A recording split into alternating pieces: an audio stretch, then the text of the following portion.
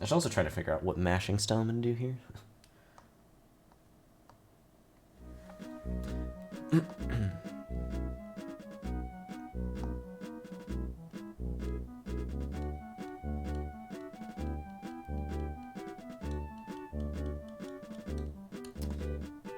Alright. So, this is where the game begins. As it was pretty recent that we had this change, but now we start on gender select for all of the Ranger games. So, I guess let's begin in 3, 2, 1. Alright. So, this is Pokemon Ranger.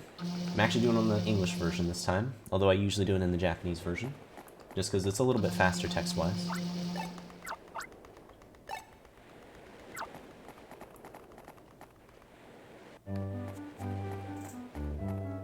So we're starting off the game with like a kind of tutorial section, just learning how to move, and also just getting into the world. As before we can become a fully fledged ranger.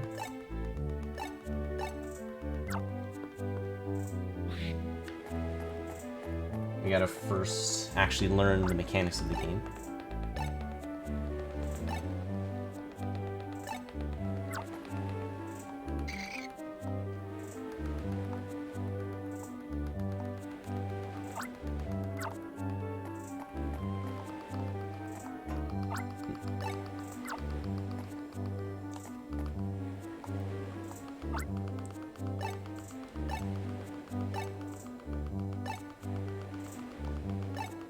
It's so weird seeing it in English now.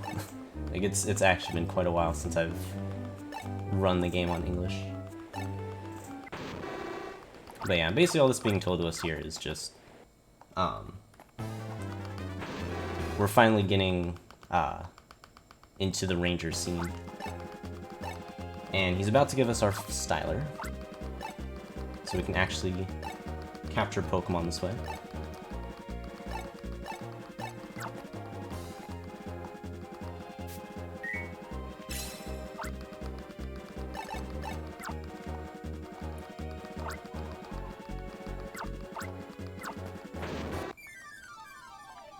Alright.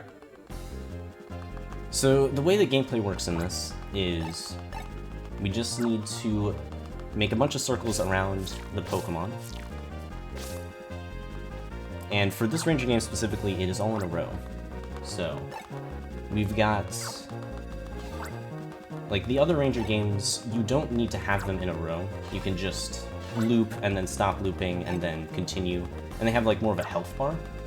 But in Ranger 1, you have to complete all the loops in a row, and if you lift up your stylus or get damaged, it will automatically reset the counter for the Pokemon.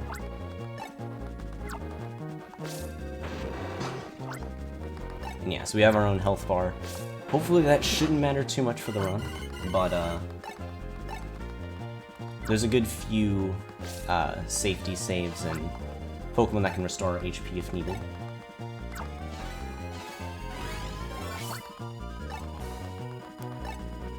But yeah, once we've done all of the loops, we can just finally lift the stylus, and the Pokemon is captured. And so yeah, that's really all the gameplay that there is, but with how the Pokemon move and what attacks they do, it can become a little bit tricky as we get further into the game. This is usually considered the hardest of the Ranger games to run, just because of the loops in a row mechanic.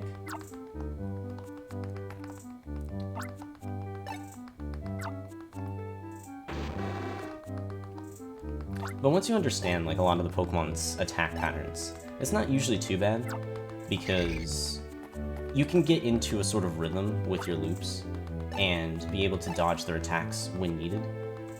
And so, like, for the most part, this is probably the most consistent of the 3 Ranger games, if only for that. Alright, so now that we've done our first successful capture, we get to finally name ourselves. Just do I.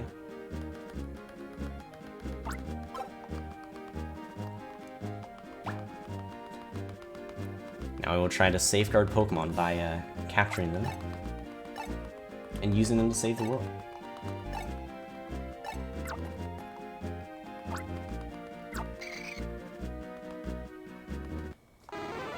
And so even though we tried to let that Plusle go, for some reason it decided to leap onto us as we're riding away on the Firo. Title card.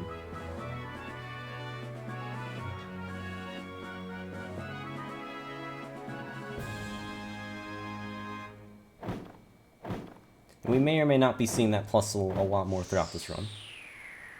Even though it is the tutorial Pokemon, it does have a lot more prevalence throughout the story.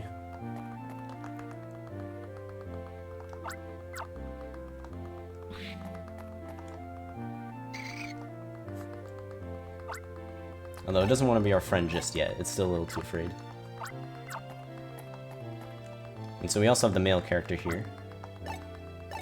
And he has Minoon, as I like to say, Minoon.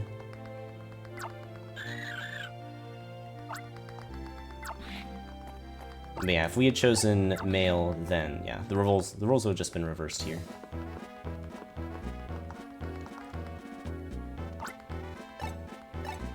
Yeah, when it comes to the Ranger games, there's not really much of a difference between male and female. For the most part, it's just personal preference. There is like a couple of like very small dialogue things, but it's to a point where it doesn't really matter that much. So I usually go with female because I like Plusle more. And also because previous records used Plusle before me, so I just got into that habit as well.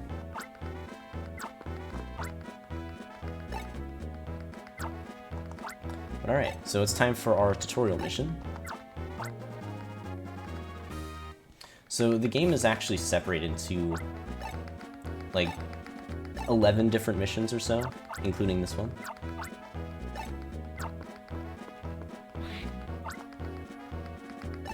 And obviously, since this is the tutorial one, it's pretty simple. We just have to capture a few Pokemon. We gotta go and find this guy's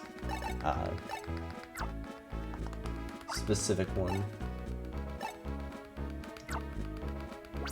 But he doesn't really give us a description of what the Pokemon is, so we end up just going around capturing a bunch of different ones until it eventually shows up.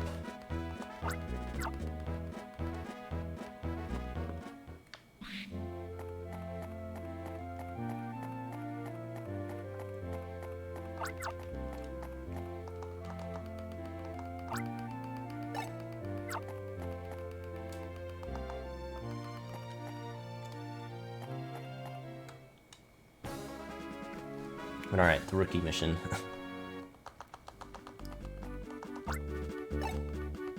If only failure was so simple to not fear.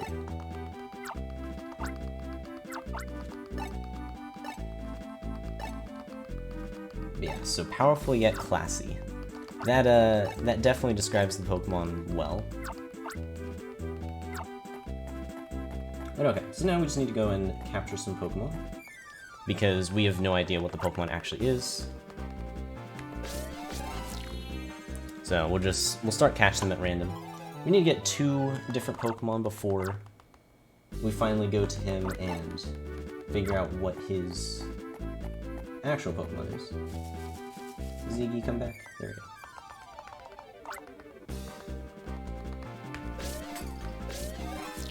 But yeah, whenever the Pokemon runs into your Styler, it will immediately cause the loops to break, and so you have to restart the combo, as it were.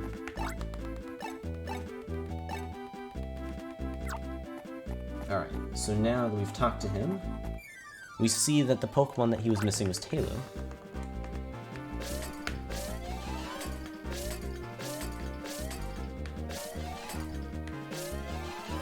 Oof, alright. Tailo was not happy today. But yeah, luckily these Pokemon don't really damage us, so... very unlikely for any deaths early on.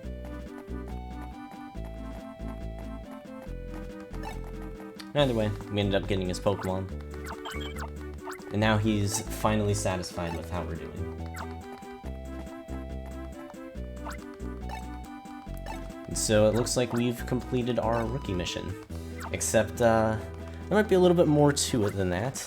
Although not because of the Talo, but because this kid decided to accidentally set fire to a tree by making a Torchic upset.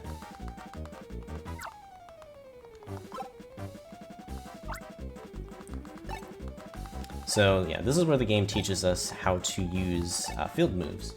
And so, yeah, field moves are unique to different Pokemon. Not every Pokemon has a field move, but the ones that do, we end up using like quite frequently throughout the run, because it's one of the main obstacles.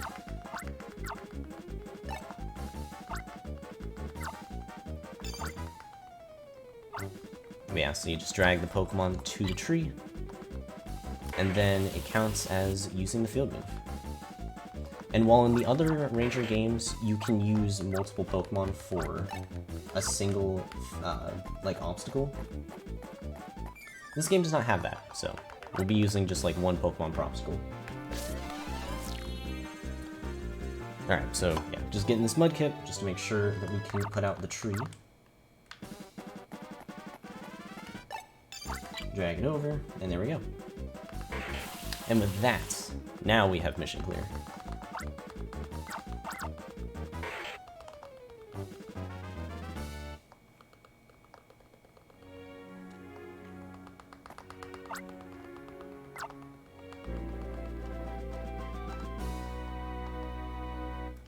And that is the first mission down of many.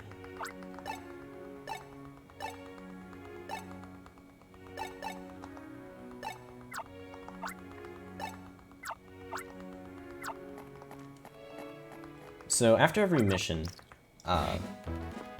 we usually get a save prompt. It's definitely a lot faster just saying no to save prompts, especially because there's not really any risk of dying early on for the most part. There are certain scary Pokemon that can cause issues, but nothing that would be too dangerous until we get to around, like mission 7, mission 8-ish.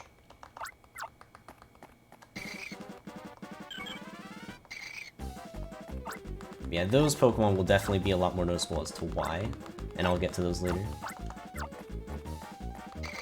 And also look, Plusle's back, except it seems to have angered Talo.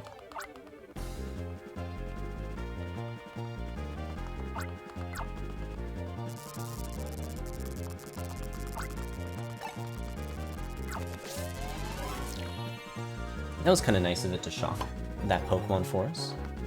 Yeah, that was our first look at Pokemon assists. And so Plusle specifically has the power to stun like a bunch of different Pokemon at once if you like if they go into the correct spots. And funny enough, all 3 of the Ranger games use that electric stun ability in some way. It's just that in this game and Guardian Signs, that Pokemon is just given to you for free, whereas, or you don't have a choice in the matter.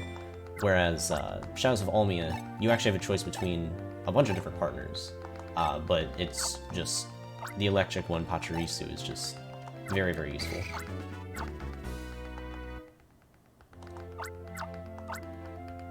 Yeah, so now we have Plusle as our partner. Yeah, Plusle's Pokemon Assist is very, very useful, and it works very similar to how it was just used in that battle, where it will shoot out these electrical attacks in multiple directions, and if it ends up hitting an enemy, then it will stun them for a short period of time, which makes it a lot easier to do captures.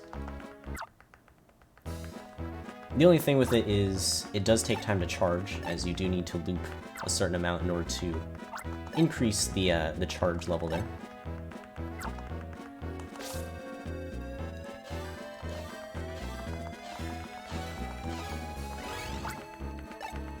It also does take a bit to use, as whenever you do decide to use Plusle's assist, you have to go into this menu, and then you have to wait for a short animation of it actually playing out.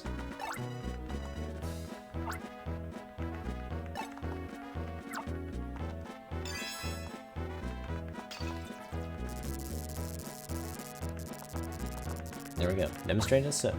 Now we definitely do not want to listen to that tutorial again, since, like, even in Japanese, the tutorials are quite long, and so watching it again in English does not sound great.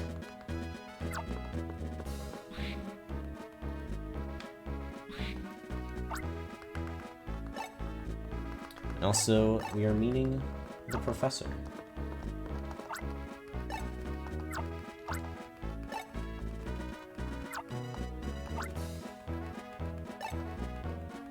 So they start talking about something called the Super Styler, which we aren't going to get much information on it right now, as we're going to be shoot away for a little bit while they talk about something. So we won't worry about that right now. We're just going to go upstairs and check on the Firo, make sure that it's okay from, you know, carrying 2 people plus a Plusle as well.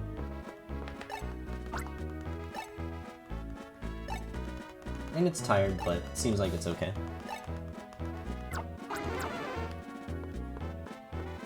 But yeah, unfortunately it's in no shape to actually take the professor back. So it seems that he's going to need an escort through the forest in order to get back to his base. And this ends up being our, like, first real mission, which, yeah, it's just an escort.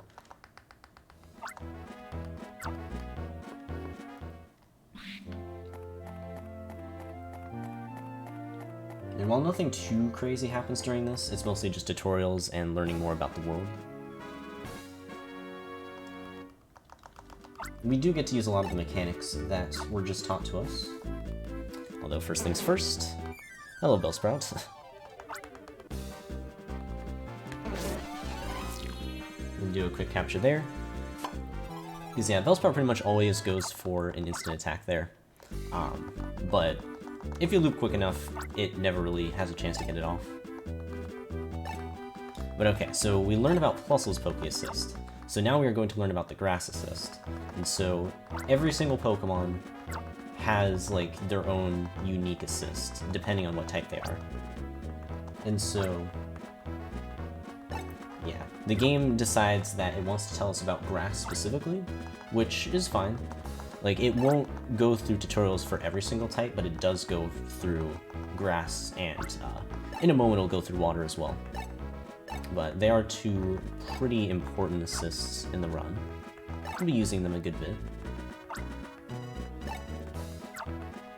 Yeah, so how the grass assist works is you make a line anywhere near the Pokemon, and if the Pokemon gets stuck in the grass, it will not be able to move for a while. So it's kind of like the stun effect, except it's way more in your control because you can just put the grass right next to a Pokemon.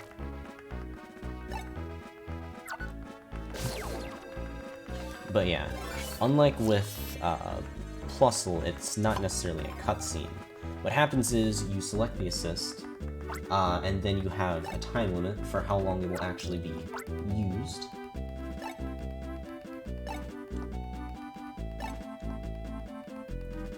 And that would be a feature with a lot of them. Also appreciate the primer set. Thank you. Alright, so yeah, as I was saying, water assist.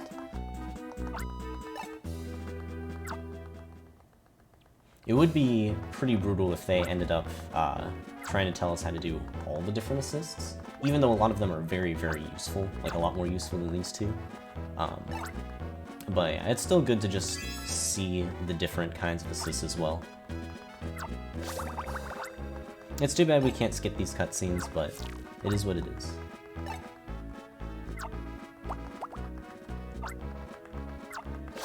Yeah, as was just demonstrated there, the water assist creates a bubble that when you hold it down, the bubble becomes bigger. And then you can keep moving around the bubble until it hits something. But what you can do is you can hold it down and then flick it, and it will go straight for, like, whatever that direction is.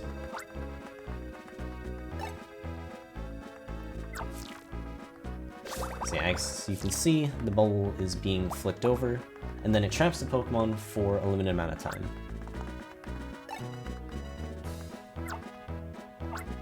And the stun effects are definitely quite useful for getting quicker captures.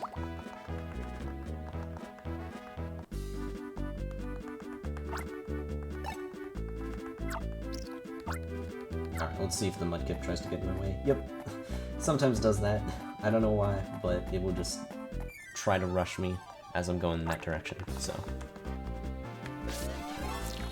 Okay, so now we have Torchic. Luckily we're not going to get a cutscene from this. And yeah, we actually don't really use Fire Assist much in that run, so it's no big deal there. Also, I could have skipped this cutscene, but it doesn't matter too much. He just tells us, like, oh, hey, there's this hay here. Maybe we can use a field move on it. But, Torchic, where'd you go? There.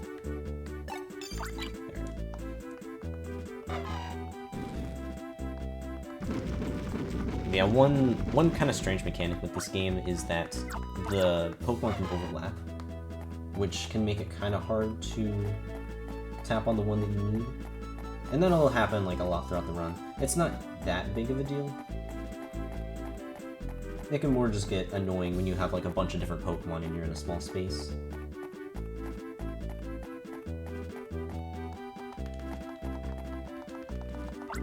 Alright, so now we have this giant log, and it seems like it's not going to be enough for us to have a Torchic.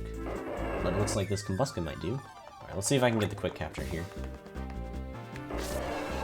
Nice. Okay. So yeah, Combusken attacks really, really quickly, so most of the time you just wait until it does its attack and then just start trying to loop.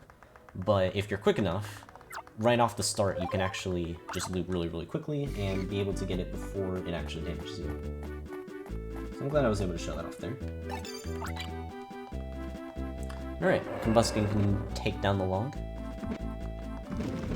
and we can progress onward with the story.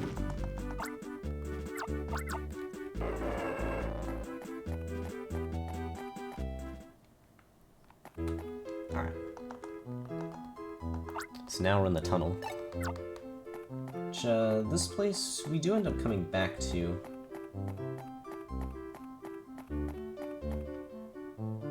It does end up being pretty important, but for now we're just kind of gonna pass through it.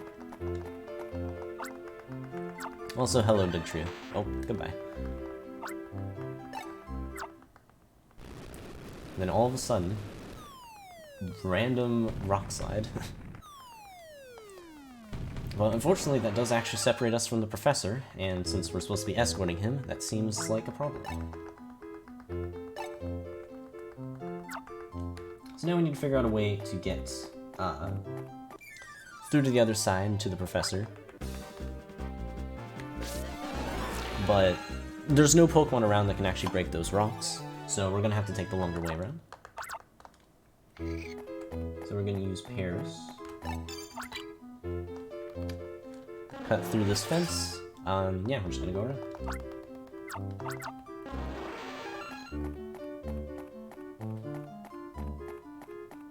Yeah, there's a lot of Pokemon that have very sporadic movement, so I have to be careful a lot of the time, or else I'll just randomly run into them. Usually wastes like just a couple seconds, but it can be kind of tricky trying to actually dodge them. Also, all of a sudden, there's these random people that have showed up. And they have information on the Super Styler secret package that the professor was carrying, and they've stolen it.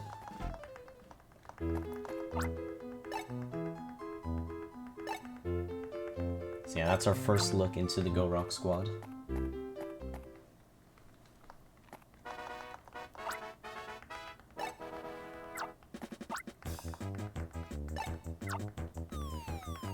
And so they tried to trap us on the other side in order to get away easier, but they kind of messed up we got a little too close, and the rocks are now just behind us. So now we can't get back, but we can still chase after them.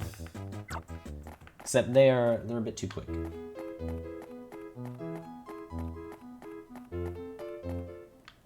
Yeah, in their wake, they leave behind a pretty angry rival.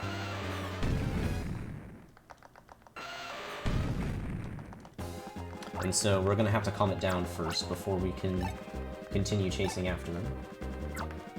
So this is the first time we're actually gonna be using a Poke Assist, besides plusing.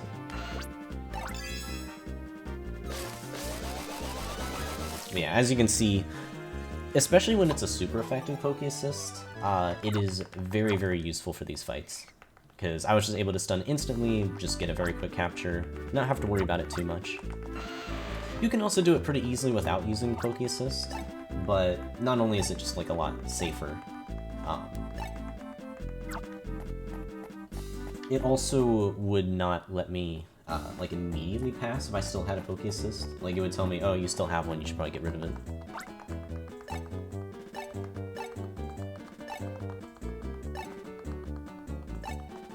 But alright, with all of that being done, our first mission is complete.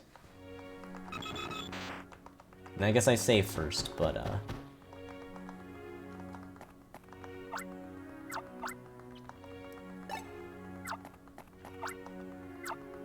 if you want to count the prologue rookie mission as the first, that can certainly be done so. But yeah, since the game doesn't really count it as such, I don't either. Alright, so now we are in Fall City, which is going to be like, I guess the first big hub, really. Like, we definitely come back to this place a lot, and it's like, it's got one of the 3 like main ranger bases in this game. But okay, so now Joel and the professor are gonna discuss about the Styler being stolen. And so we're just gonna make some small talk here.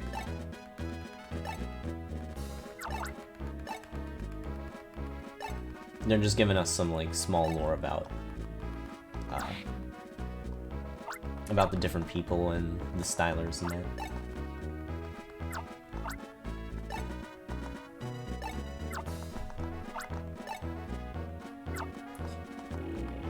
Also, yeah, saying that my name is not very inspired, how rude. It took a lot of inspiration for me to actually come up with the name I.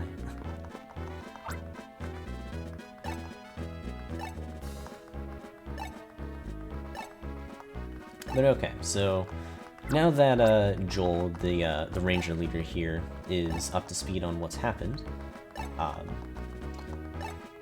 they're gonna go send out all of their main rangers to go try to find the Styler and those grunts. But that also leaves the city kind of undefended, and there's a lot of jobs that a ranger has to do besides just saving the world. So we're gonna go do some like random tasks for citizens here. And that is our mission 2.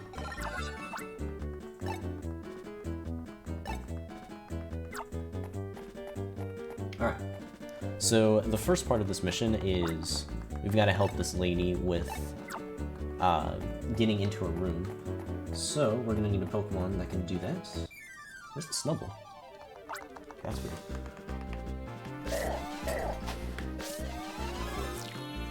So okay, yeah, with Makuhita, it does like a little bit of movement and then it attacks. I was almost able to get it on the first go through there, but it doesn't matter too much. Alright, so if I be a little bit careful there, we can actually already move the boss before we're even told what to do, thus just completely skipping the cutscene. Similar thing could have been done on the Torchic one, although that one is a little bit more careful than that one. But okay, so somehow there's a Venonat in a room, so now we gotta catch this, and it's actually pretty quick. Okay, nice. Because yeah, once it starts jumping around, it's a lot harder to get quickly. but luckily I was able to get it before it started moving around too much. Have to be a little bit careful with it because it does attack kind of quick, but it is pretty close range. So if you just do big but really fast loops, it works out pretty well. But yeah, so that is the first part of this mission. Pretty quick, pretty easy. Alright, so now we got the second mission, which is one that's going to take us all around the city.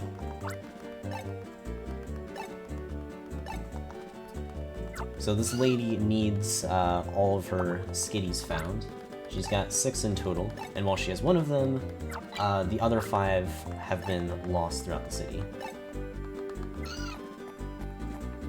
So the first skitty we're going to go and get is actually in the apartment. In this apartment building. Gotta go all the way up to the roof. And boom, hello skitty. I don't know how the skitty got all the way up here, but oh well. One cat down.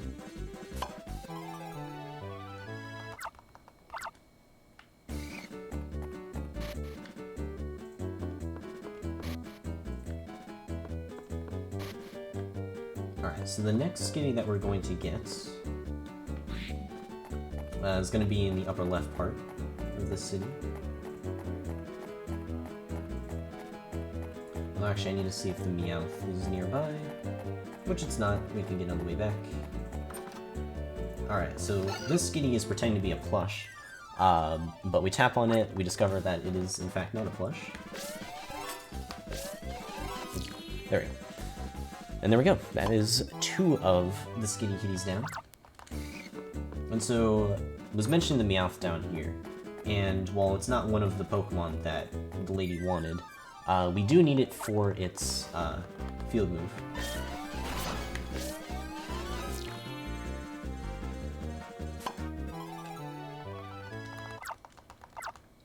Alright, so now we've got the Meowth.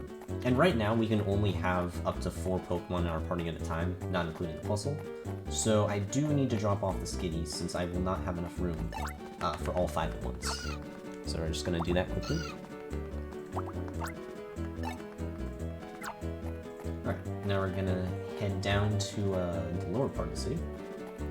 And we're going to need the Snubble, so get over here.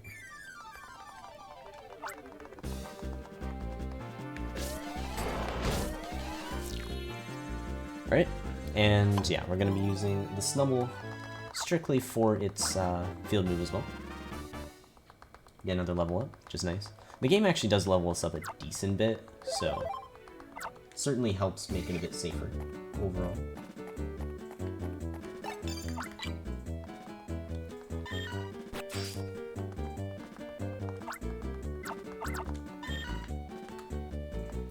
Alright, we found the 3rd cat, but it's running away. Skitty, come back. Alright, we're gonna head over here. And it looks like we've reached a dead end, although there's something strange happening here. Yeah, this person is a researcher, totally not one of the Go Rock squad. Nothing to see there. Alright. And that is our 3rd skitty captured. Oops. Somehow accidentally hit him. But yeah, the way that I mash in this game is I hold A, and then I mash with the stylus on the touchscreen. So sometimes where I'm mashing can actually end up being on something specifically. Alright, but yeah, that skitty's just randomly next to the fountain. Certainly the easiest one to find. But okay, so now we've gotten 4 of the 5 skitties. Let's dodge the Pichu, and the last one is in the trash. Poor cat.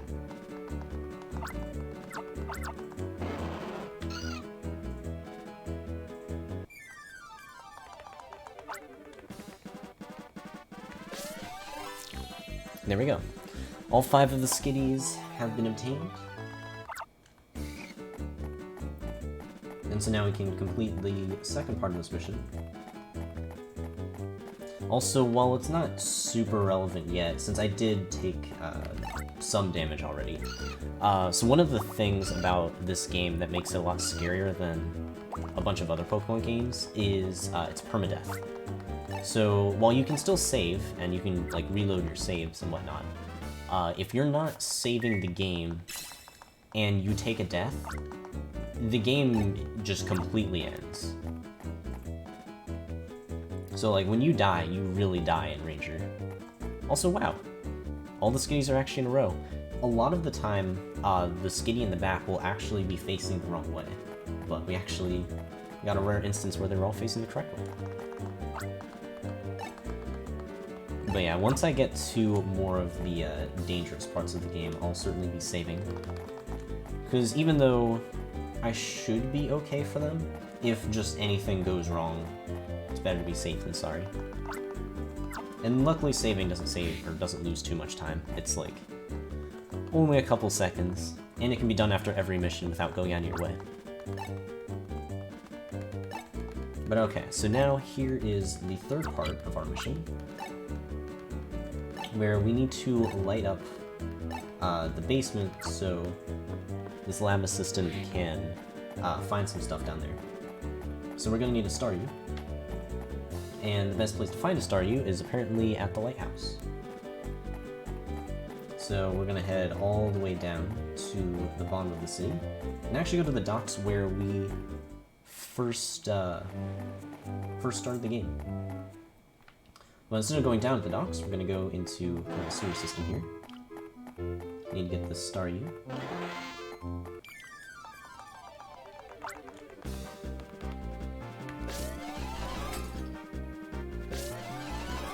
Oh, there we go. That's actually kind of surprising. It usually attacks pretty early on, but decided not to there. Instead, I decided to go off screen, which, when Pokemon do that, it is kind of tough to actually get them, because yeah, looping a Pokemon that you can't get around is not really possible.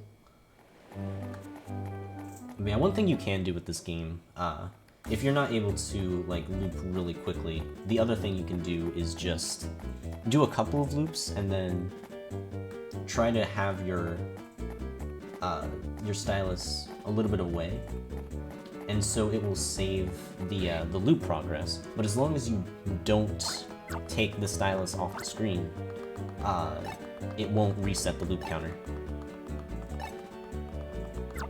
And so while that's not really something I do too often, there are a couple of fights in which that is actually very useful. And so I will be sure to bring it up once I get to that part of the game.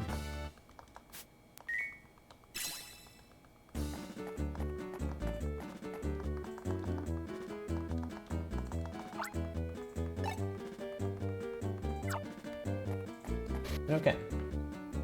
So yeah, that one was a very, very simple one. Just had to get the Staryu, and then we just use the Staryu there. Okay, so now for the final part of this second mission. And so it seems like everything is all well. And then all of a sudden, the Machoke from before has decided that it's not too happy right now. It's causing a scene in front of the tower, the clock tower here.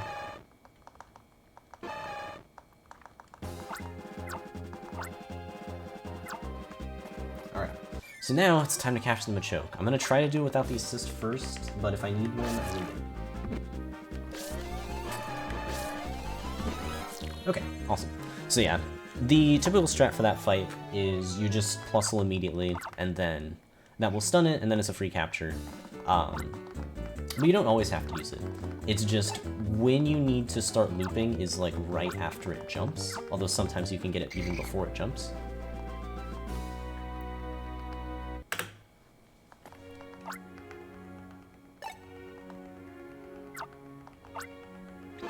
But yeah, luckily it didn't give us too much trouble. That can definitely be a scary one because it can do some decent damage if you get a little bit too overwhelmed by like its actual attacks.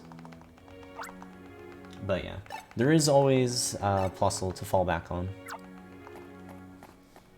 And Plusle is definitely quite the nice safety.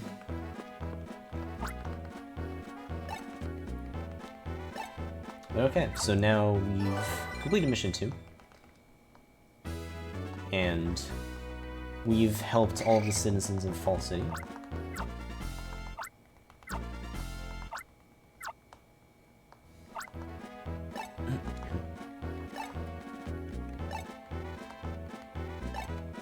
Oh yeah, so also, with our Ranger rank up here, we actually get a second charge, which will, like, if we fill both of those up and then use Fossil's Assist, it will actually, increase, like, the power of, Fossil's Assist now. So instead of shooting out 3 different, like, electrical charges, as it was doing earlier, now it will shoot 4 if I end up using it.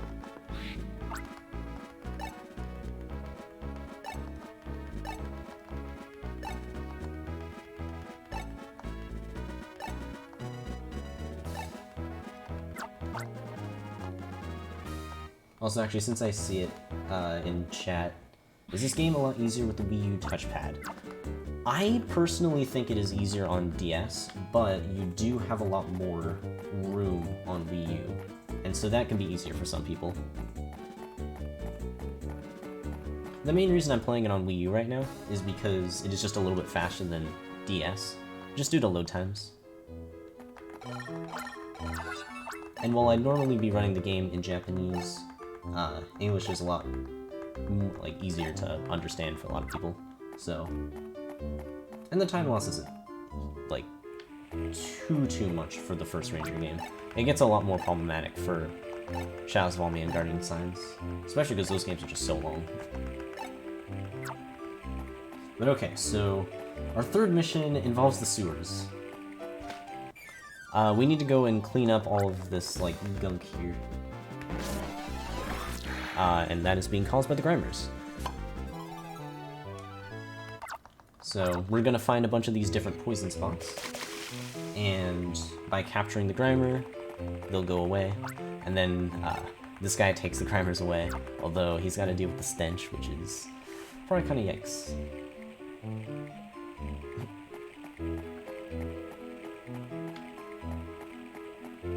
Alright, so now we've gotta dodge a bunch of Pokemon here, which unfortunately could not dodge that one.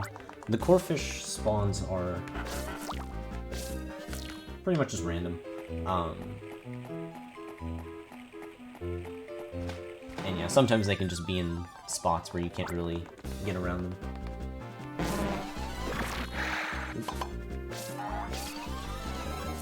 Okay.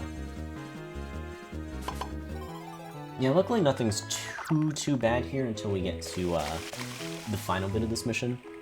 For the most part, it's just a little bit tricky to actually capture multiple Pokemon at a time.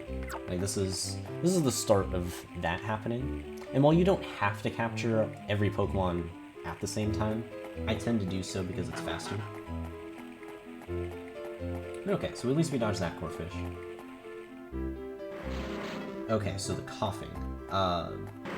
We want to dodge them both as, like, just to not get the battle encounter, but also because they send out this poisonous gas, which actually slows you. And it can be very, very slow, and it lasts for a while. So there's going to be a couple of instances where you just have to get around it. Alright, let's hope that we can just get past. Alright, looks like no coughing in my positions, that's good. Okay. And yeah, now we've got to dodge the Corefish again. Hopefully it's gonna let me. Nope, looks like no.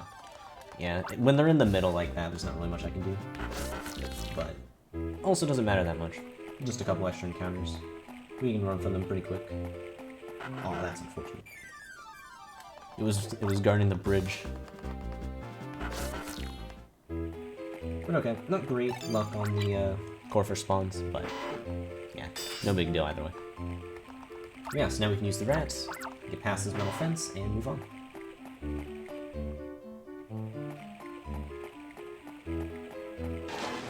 Alright, so even though I'm passing by the Magnemites, they can be decent safety items, like, or safety Pokemon, because those can actually charge your styles.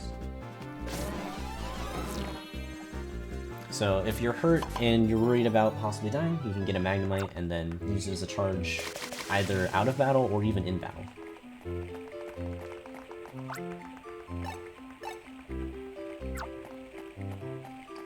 Alright, so another Grimer patch down.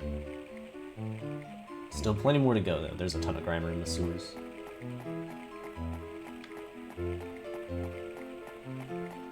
Yeah, this place is actually just like a maze.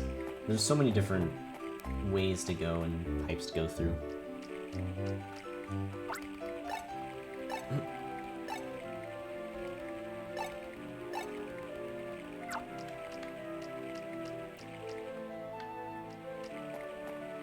More Corfish. Okay, so now we gotta try to dodge the coffin here. Okay, luckily we did not get hit by the poison.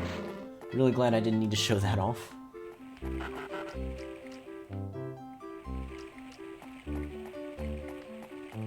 Alright.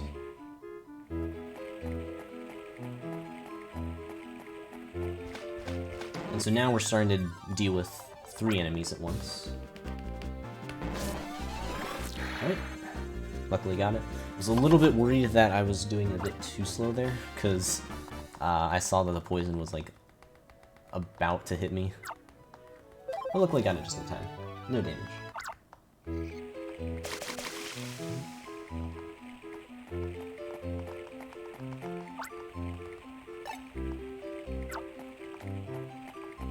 Okay, so next up, we need to get across.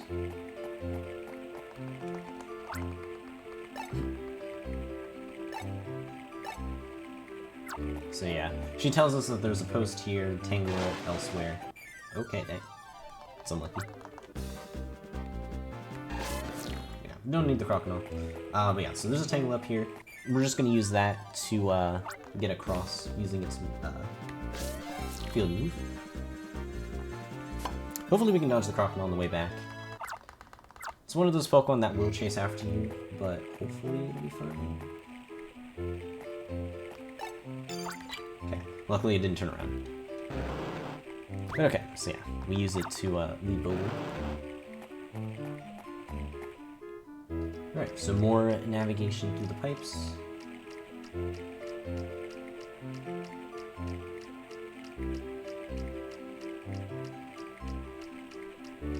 Hopefully we can dodge.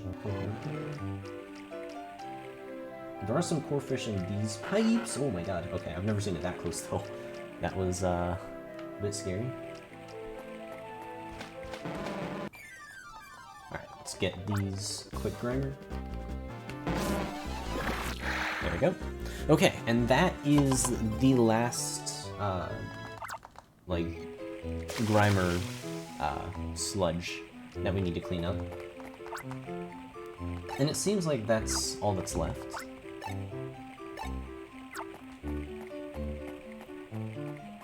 So yeah, this guy tells us, alright, you should be done, we can head back to base now. But then as we're heading out, or in the direction of out, it turns out that there's a Muck and Grimers there. They're not too happy about getting evicted, I guess. Alright, so this fight can be kind of scary. If I mess up the Plusle, then we might have to take this a bit slow. But yeah, another thing that you can do with this fight is you can use Drowsy if needed. Oh, there we go. Luckily, the Plusle assist is very, very good. Got a nice capture there. But yeah, one other tactic that you can use with this fight is there is a Drowsy right before this, and Drowsy's assist allows you to lift the Pokemon in the air, which means you don't need to worry about like where they are positioned.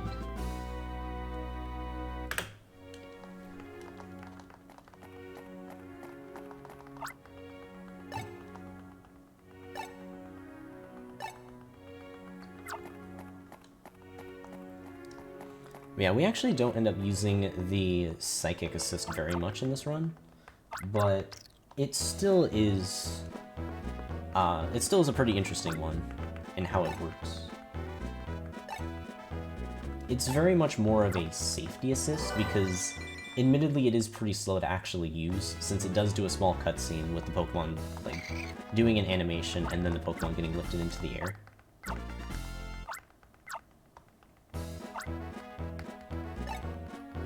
But yeah, the one slight issue with it is if the Pokemon is slightly off-screen, then it's going to be stuck off-screen when you use the assist, and that can be a problem. But we've now unlocked an extra friend slot, which means now we can have 5 Pokemon at a time in our party.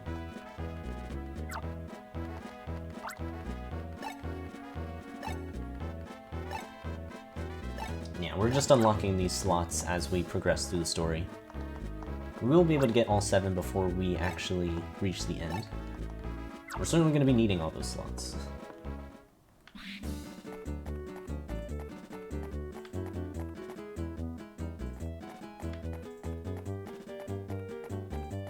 But okay, so now we actually get to go to the next hub area.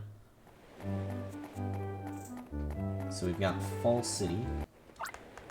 Next we're going to Summerland. Because yeah, all of these different cities are based off of like a different season.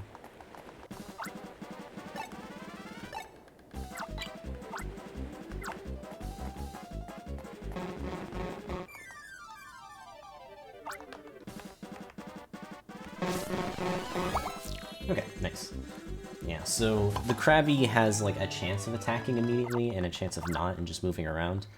It is fine when one of them is attacking and one of them is not, and it's really good when they both attack because they don't move at all. It makes it a lot easier to capture them.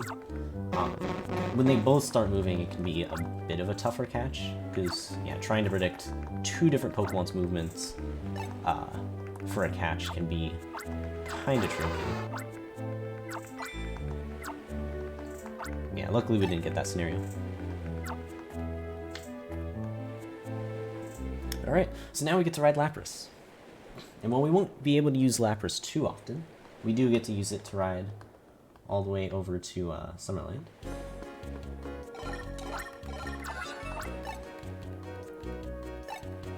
Alright, so now we get to meet the next Ranger leader, Cameron.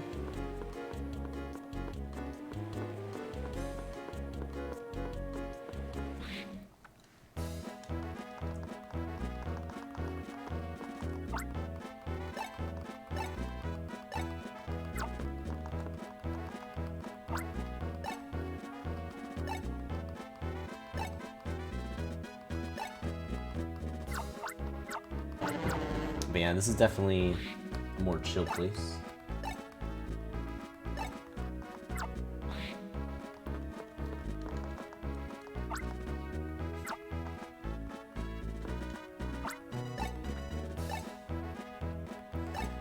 Yeah, for the most part, it's just we're talking about the Go Rock squad doing things.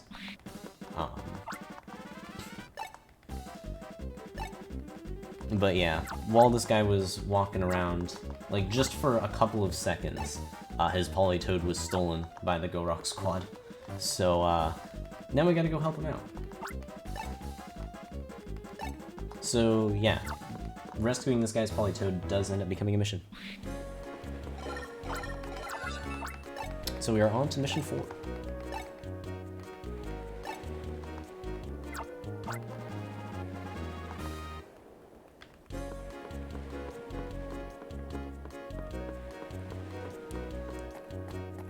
Alright, so entering the forest we go.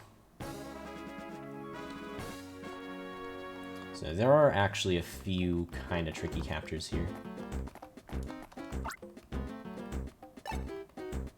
Nothing that's deadly, per se, but there are some kind of scary ones. Alright, so now we get our first experience with the Go Rock quads.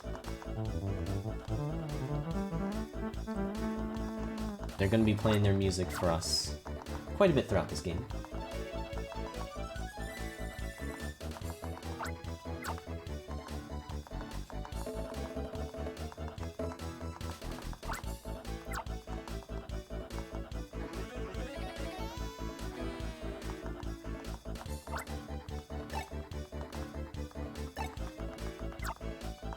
Yeah, so these siblings are the Go Rock Quads. They're the pseudo antagonists, like, cause they're more like the leaders of the Go Rock Squad. So we'll be seeing them a decent bit for a while.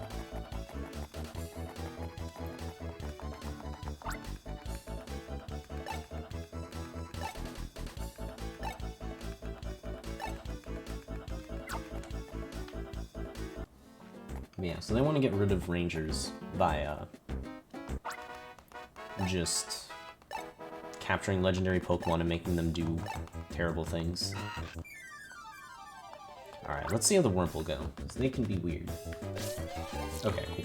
So, the Wurmples have a low chance of just immediately attacking, and they have like one of the fastest attacks in the game. Like, it's just an instant poison sting that shoots out. And that can be kind of annoying to deal with, but luckily none of them attacked there. So I didn't have to worry about that too much. And also kind of like how Magnemite was and how Pichu was earlier, Electrike is another mon that you can use to increase your HP if needed.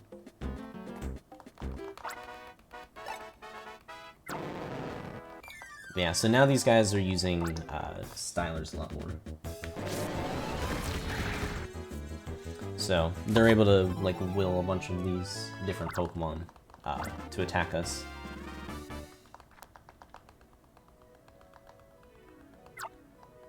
Although as we capture them, they get released.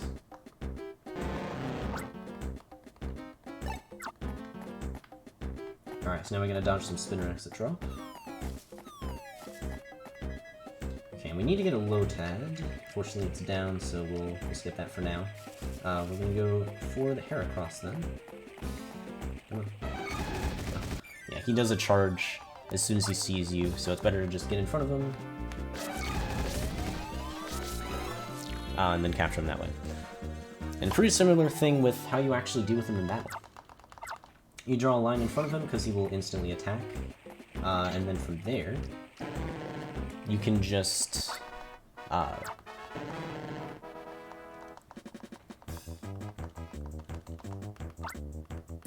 loop him pretty free because he won't attack for a while. So yeah, using the Heracross just to get the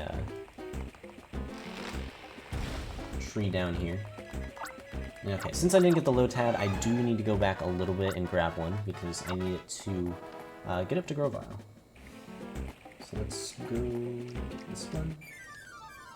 Lotad's a pretty quick catch. It might do Bubble, but it should be fine. Yeah, there we go. Luckily, Bubble travels pretty slow, so no real need to worry about it most of the time. As long as you're not looping too close to it. Alright, so hope the Electric doesn't get my way. There we go. Alright, so we're gonna use Lotad to make this grow instantly. I don't know how that works, but it is how it is. Certainly helps us get to Pokemon we need up here.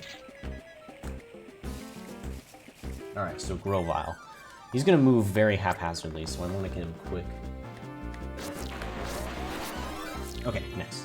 Yeah, so my strategy for that fight is just one quick line in front of him, and once he starts doing his attack, then he doesn't move. Makes it a lot easier to loop.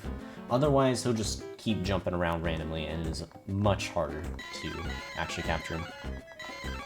Yeah, luckily that went well. Alright, so, the guy who stole the Politoed angered off some Mankeys and a Primeape, and then just pushes me into the fight. And so now we have to deal with it, but we don't actually need to capture them. We can just loop them once and then run away. And so that's what we do.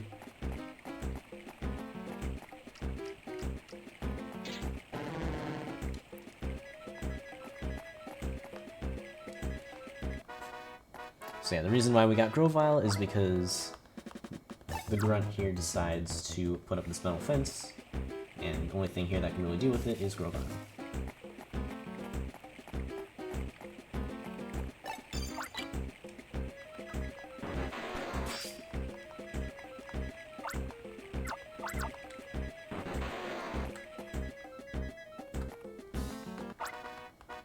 Okay, so I want to be slightly careful here, because there is, like, a random soft lock that could potentially happen after winning this fight. Alright, so initially let's get the Paris, because yeah, the Beautifly will always go off screen immediately. And then with that we can get the Paris very quickly, and then the Beautifly right after. Alright, let's be careful here. I don't know what fully causes the soft lock. I think it's just if you're mashing at the wrong time it happens. So play a little bit safe with that mashing. Okay, so yeah, getting up and dodging the Glagars. We don't want to get hit by them because they'll knock us down, run into us, accidentally get like extra fights and whatnot. But okay, so now it's time to capture the Politoed, finish up this mission, which, if I can do this right, I can do this without the assist. Nice, okay. Yeah, that one is a very small window of opportunity, because once it jumps, you have a bit of time to like start looping it before it lands, and it's just enough time to catch it before its attack starts hitting you. Although, if that doesn't work out, you can always just go for plusless assist, and it's a very free capture from there.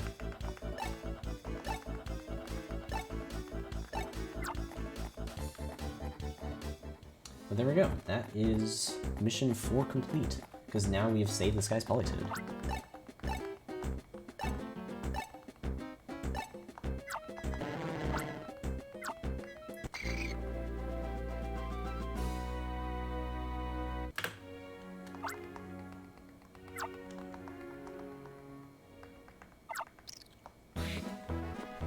Alright, so yeah, 4 missions down.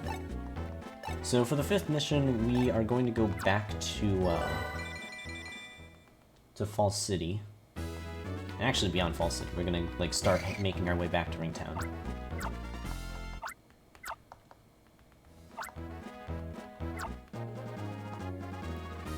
Because, if you remember, during mission 1, there was a bunch of rocks that started falling that were blocking the path. And yeah, that's kind of a problem because it's making it so you can't really go, like, you can't really go anywhere. So, we need to actually start breaking those. So we're gonna use Lapras and head all the way back.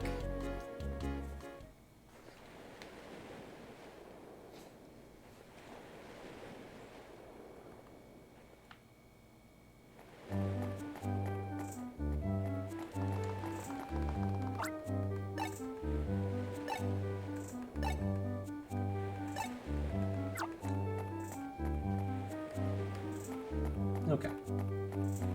So yeah, we're just gonna do a small walk here.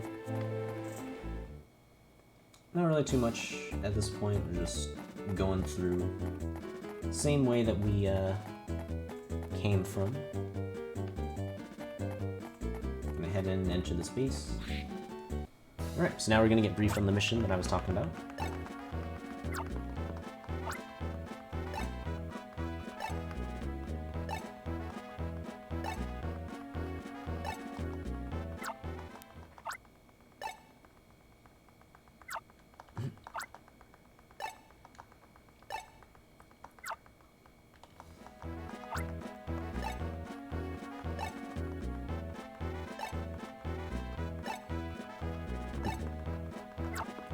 So, story-wise, they're just talking about how it doesn't seem like the styles that they have are perfected, since we can still capture and release Pokemon, even when they're under their control. So, we're just trying to do what we can to keep thwarting their plans when possible. Alright. So it's time for mission 5. Let's clear those rocks.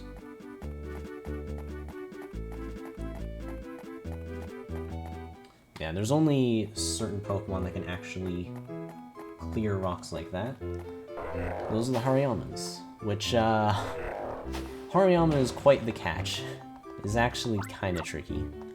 But you can loop around it while it is attacking, It's just actually having it work, especially when you are trying to catch two at the same time, is pretty tricky. Alright, so first things first though, need some Diglets.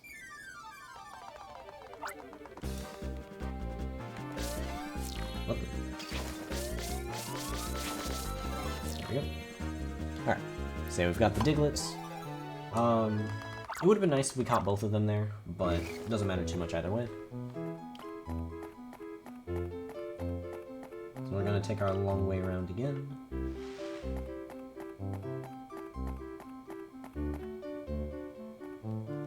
But then going up here, we meet the Go Rockquads again.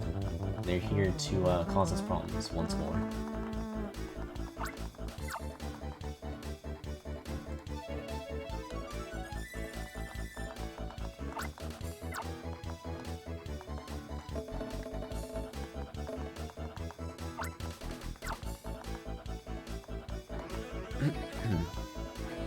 But yeah, so the reason why we got Diglett is because the final boss of this area is extremely weak to ground, as will be shown. And we're also probably going to be getting a Bellsprout here to be a little bit safer, because like this next upcoming fight is a couple of Geodudes, and while they're not too bad, having a Bellsprout, or at least some assist that can stun them, definitely helps. And it is a little bit scary because we can't use Plusle if things go wrong. So if something does go wrong, we do need to be very careful.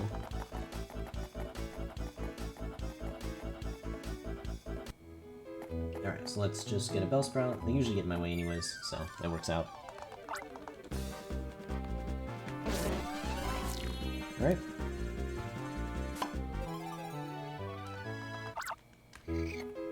So now, what we're gonna do is, with these Geodude, we're gonna loop them once, stun them, and then go for the catch.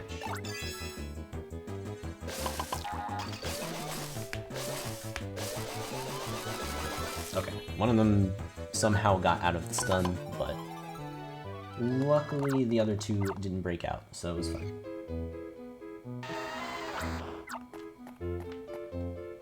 Okay, so next up we're going to be using a fight that I try not to use an assist for if I can. Ideally you just capture them all very, very quickly. If they get away from each other I might need to capture them individually, but we'll see. Nice, okay, that was a good catch. Because yeah, once they're out of the starting position they scatter pretty quick. But okay. So now, it's time to go straight to the Hariyamas. Get past all these Zubats here. Alright, we're gonna just do a loop. Align him. And yeah, that will instantly make him attack. Alright, so that one's the easier one. Down here, though, I can try to make them attack each other. Okay, that's not gonna work.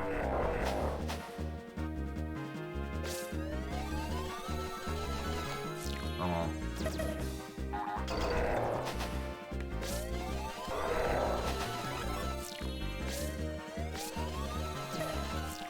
Oh shoot, okay. So I was not sure if this would actually come up, but when you level up, it kind of breaks. Win. I think I have to leave. There we go. Alright. A bit of a slow part, but oh well. The Hariyamas are pretty clean, so. Not really a whole lot I can do there. Sometimes it works out where you can get them to, like, kind of attack each other, and so you can get a very easy, like, bunch of loops there. But unfortunately, it did not work out there. But yeah. If you level up during a fight and you haven't actually captured all the Pokemon, it will still, like, freeze the game for a bit. And the problem with that is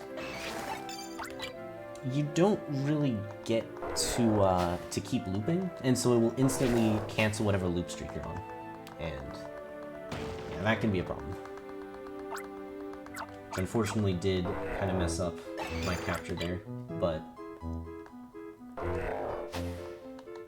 luckily it's just a quick matter of just trying the loops again.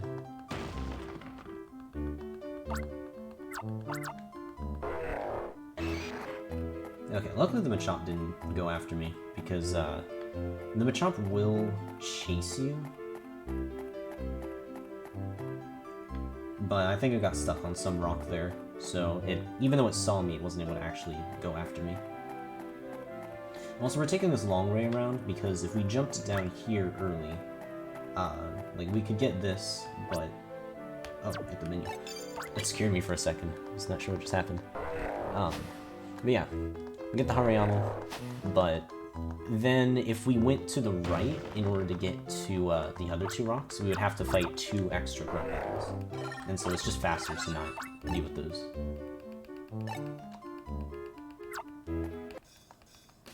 Okay. And so, yeah, we were told to meet at this Dugtrio statue, so it works out that we just go down here, and we just so happen to be right next to the Dugtrio statue. But okay, so now we've got to face one of the Go Rock quads here. Yeah, like I said, we gotta fight a boss Pokemon that is very weak to ground. Camerupt is certainly very weak to ground.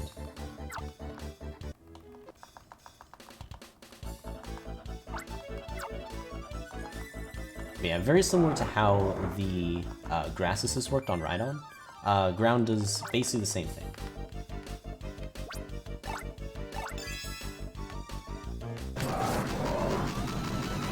There we go. Good old capture.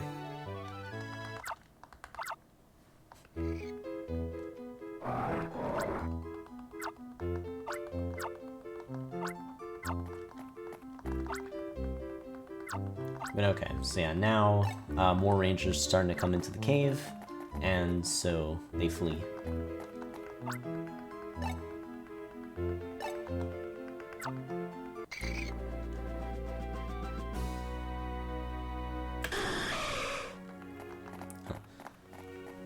Forget what splits I'm using right now. I'm amazed that was a gold though.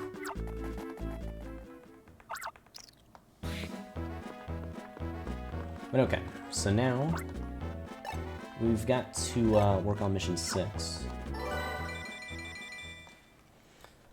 So actually, before we even go to the mission, the first thing we got to do is we're supposed to be taking like a slight break here.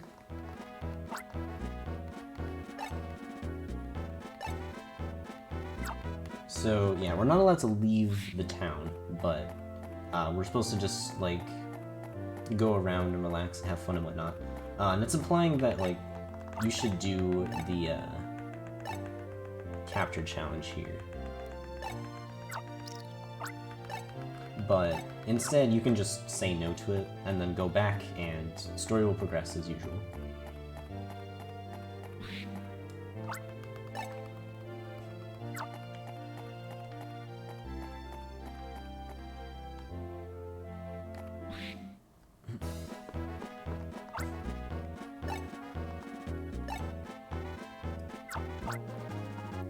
But okay, so now we have a new mission. And that mission is to find a senior citizen that is lost in the forest here.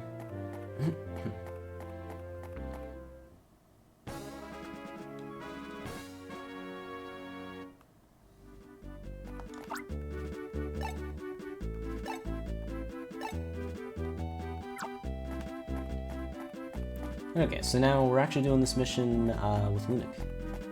Though we'll see how long that lasts.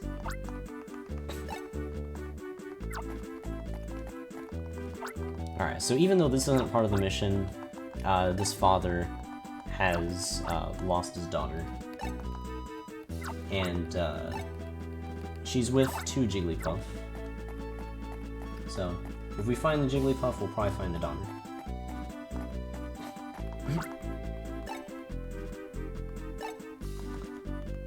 Yeah, and when Luna calls this Labyrinth Grove, he's not kidding. This place is kind of tricky to learn at first, because it is all over the place. Yeah, so we saw one of the Jigglypuff. So we're gonna proceed onward. So yeah, we've reached the little girl, but it seems that she only has one Jigglypuff, so we're gonna need to find the second one.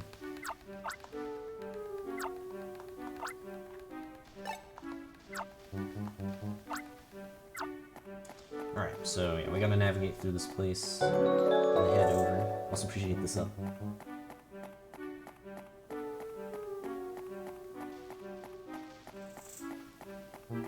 And there's the puff. Yeah, so appreciate it. There we go. Okay.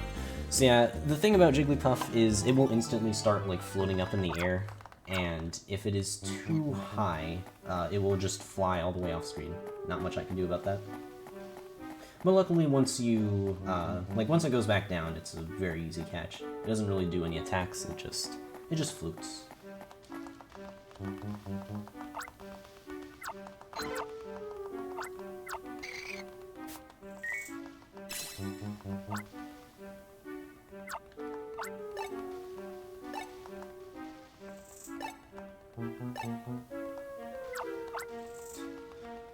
But yeah, so they're talking about the old man that's lost in the forest, but she's saying that the old man is actually not a good person, or at least is not friendly.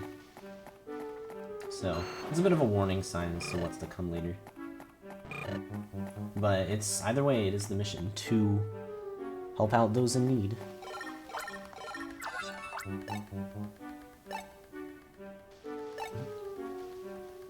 Okay, so yeah, now it is time for kind of the maze here.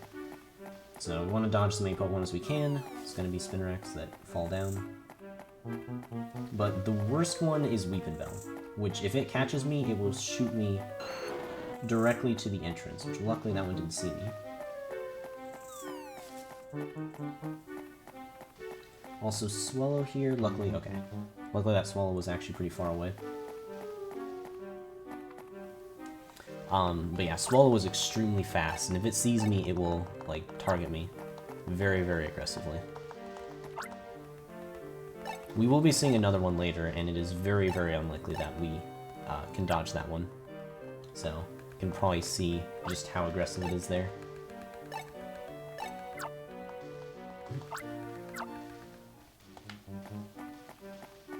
Also, hello, Cool. Cool's gonna help us get out of here. Okay, that's actually really good that it attacks, because if it doesn't attack, it like zooms across the screen.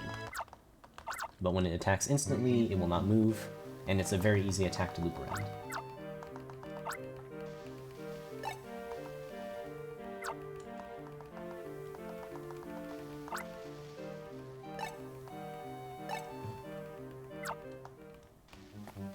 Okay, now we're going to use the Quill to help us out here. Although there's this Murkrow that's in the way. And it's a little smug.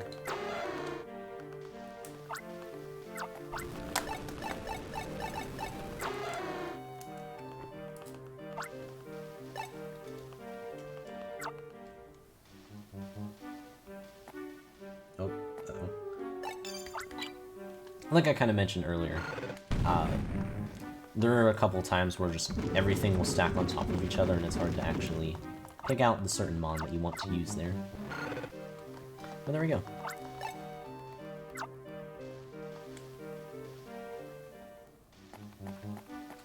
Close helped us get past. Now we want to dodge this Pikachu and the Beedrill here. Usually by staying close to the wall we can actually dodge all of them. It doesn't always work, but it does work fairly often.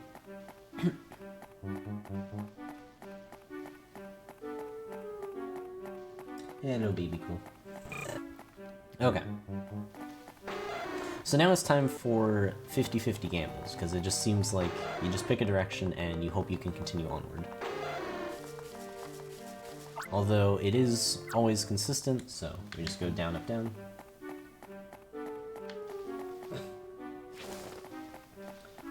Yeah, luckily the Ninkatas are very easy to dodge here, but the Swallow in this next one is not. Let's see where it is. Yeah, not really anything I can do about that. It's much faster than me, so.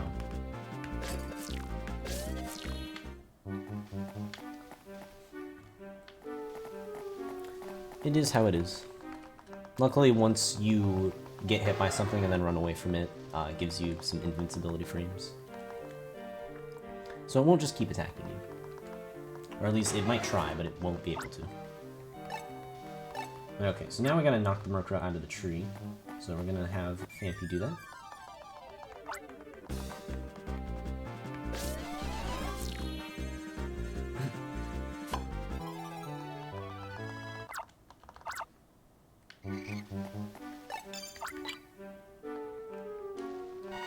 Alright.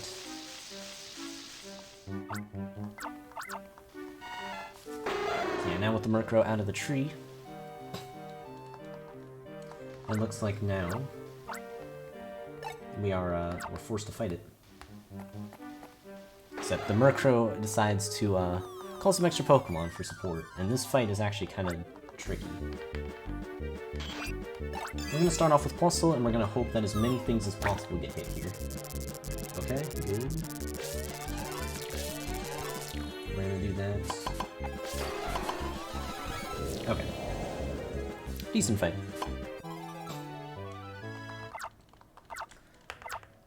Yeah, where those Mons go is completely random, so it's just kind of see what sort of scenario you get, try and get as many of the Spinnerax as possible, and then deal with Murkrow once you've dealt with the Spinnerax.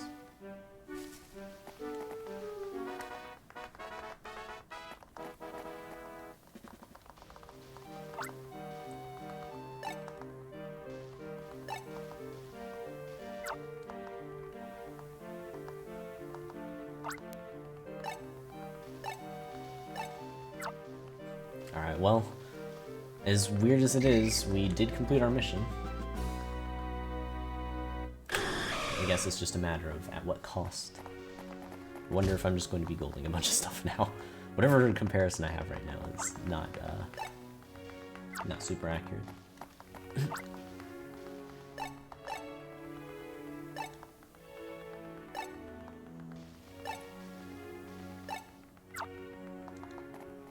But okay, so we've now finished 6 missions plus the prologue/rookie mission. But now we're starting to get to the part of the game where things get a little bit more intense. And by intense, I more mean deadly. This is where a lot of people struggle casually. And for good reason. While this is not necessarily a mission, it is very, very close to one. Like, even though it's not considered a mission, it is. It's got its whole section here.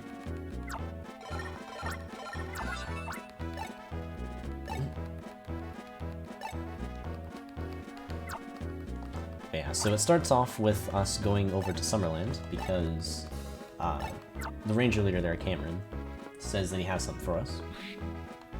So, in order to get to Summerland quickly, we're actually going to finally get to ride the Dragonite that's up here. And Dragonite's definitely the fastest travel to the different regions, just because it's a quick touch and we're there.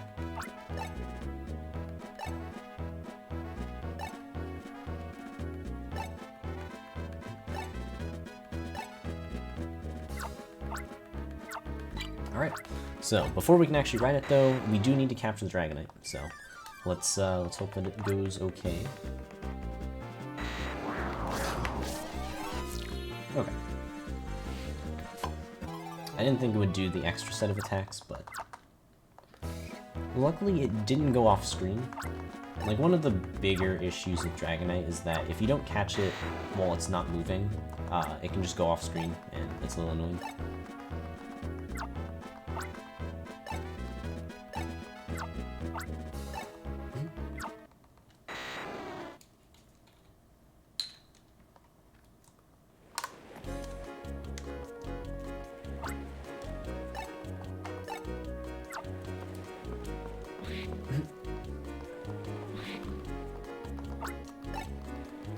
Okay. So now we get to see what it is that he wanted to show us. But, Turns out it's actually just this broken mess of a machine here.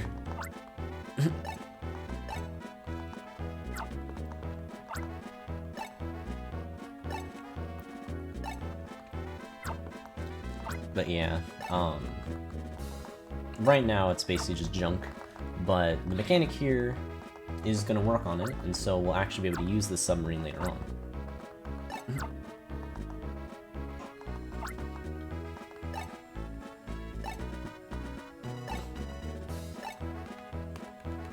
Okay.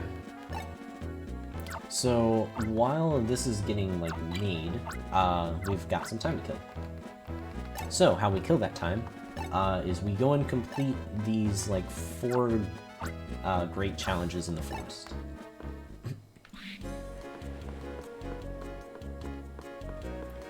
And so we're told that, like, you can clear the first 3 no problem, but never clear the 4th one, or else the world will, like, end or something.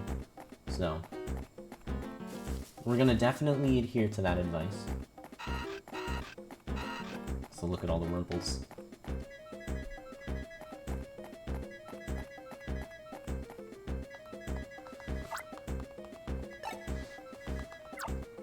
But okay, so the way that was over to the left was blocked before by Snorlax.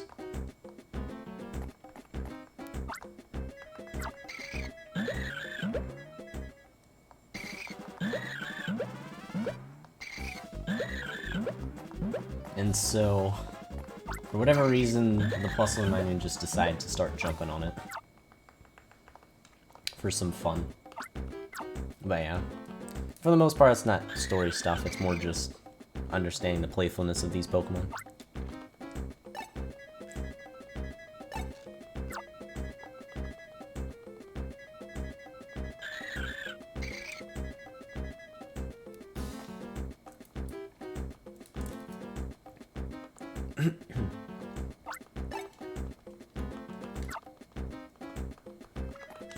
But yeah, we don't really need to go down this path either way anyways, so...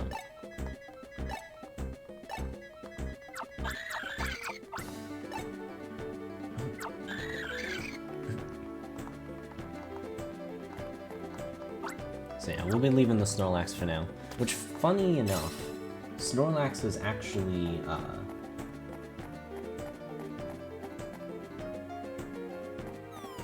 the final, like, capture in a 100% run. Just because, like, you can't really try and catch it until you've gotten everything else in the dex.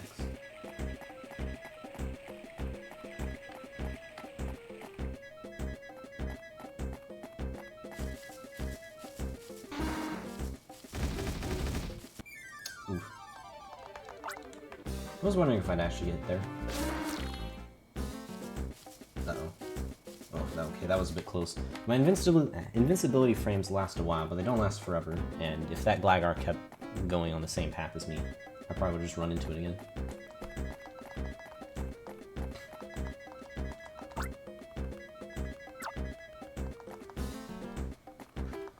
Yeah, so this is where we finished up the mission 4.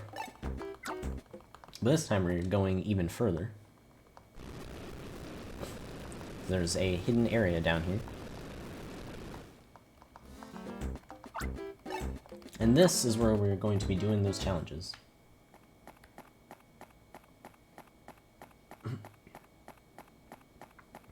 Yeah, the kind of interesting thing about this split is even though there's only a couple of, like, big captures, it is, like, a very scary part of the game. But okay. First things first, we get to, do the Kingdra trial. And so for this one, we're going to be dodging some Gyarados attacking us. Hopefully I won't fall down. If we do, it's not a big deal, but I'd rather not. And then we have to catch not 1, but 2 Kingdra at the same time. And they can dive underwater, and it can be a big mess, so we'll see how that goes.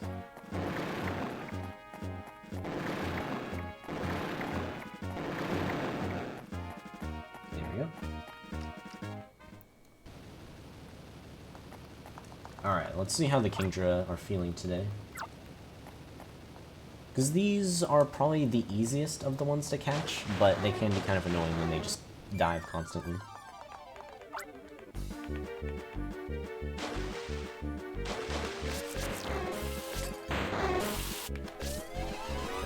Nice, okay. Actually getting them both at the same time doesn't happen too often. They luckily went to the same position, which means we don't have to worry about the level up here. Because sometimes while you're capturing one, the level up will happen, and then it makes a problem for the other one. Alright.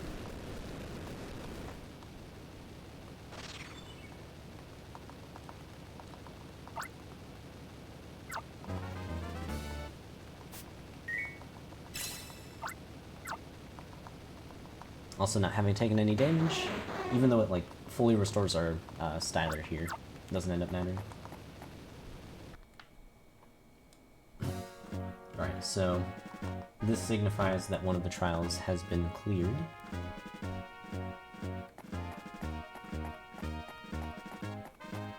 And on to the second one, which there is a good chance that if you played this game when you were younger, this is probably one of the boss fights you remember. So what we're gonna need to do here is we need to start getting a bunch of like different Pokemon in order to use their field moves to progress through this area. And to do so, we just step on these switches and 2 Pokemon will pop down.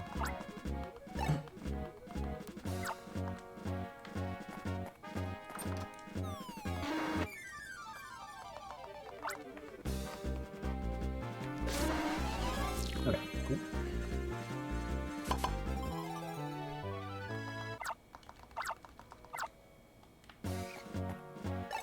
Oh.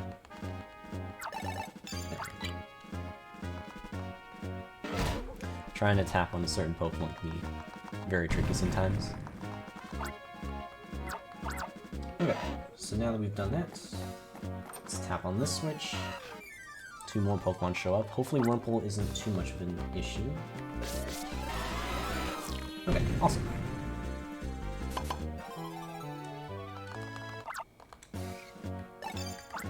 And so, yeah, we're going to be getting a total of 7 Pokemon from here. Most of them are going to be used just for the field move. But there is the Wurmple, which is not. It's just used for a fight. Yep.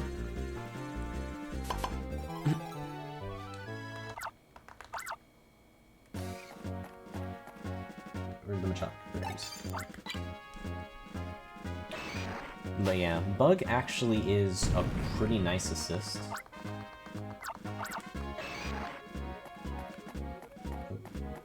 Come on, baby. There you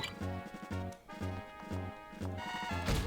Man, what it does is it's kind of similar to how Bubble works, like the water assist, except without the drawback of needing to like increase its size. So you just kind of flick it at Pokemon, and then they're stunned for a little while.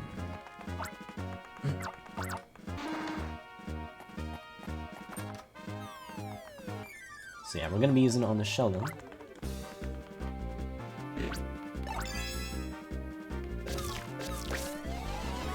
There we go.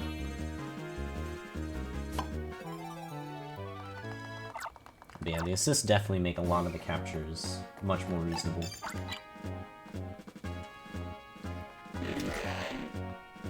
And yeah, with this Sheldon,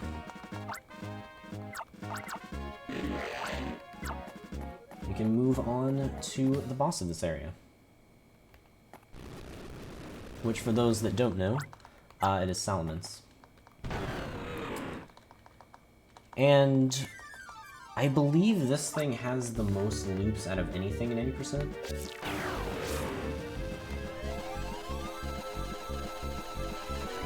Oh my god, I almost had it.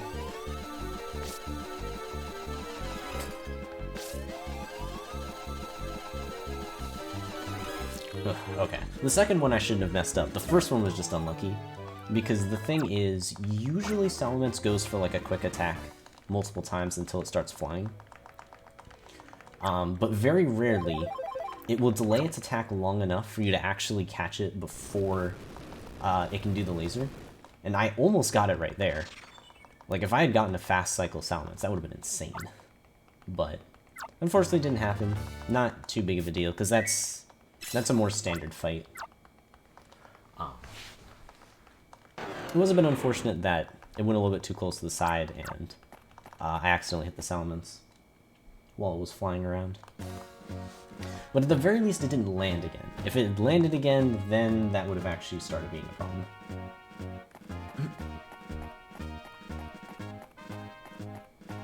Yeah, that one can be very tricky for a lot of people. Just because you have to be, like, decently consistent with your loops, while it's either flying around or shooting a laser at you.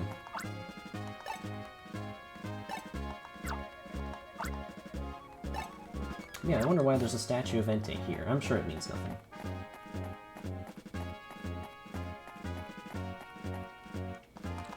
I wonder why there are these scientists that look like the Go Rock Squad here. I'm sure that means nothing as well.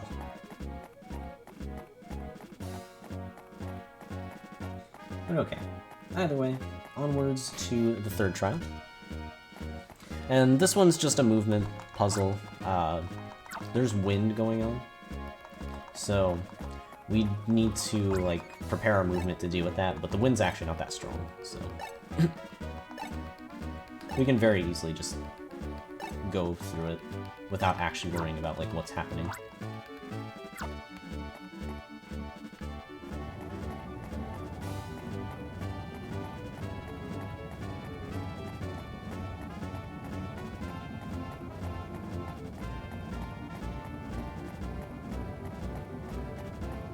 There we go. Alright, so now it's time to catch the Flygon. Which, really, the only strategy with Flygon is just wait until it stops moving and then start looping it. And if you can do fast loops, it's a very easy fight. Otherwise, it can be very tough. Like so. That was actually really fast, not gonna lie. Usually what it does is it'll, like, fly around for a little bit and then go off screen, and then it will fly back on screen. But there, I think that was, like, the shortest I've ever seen it fly. That was a very, very fast catch.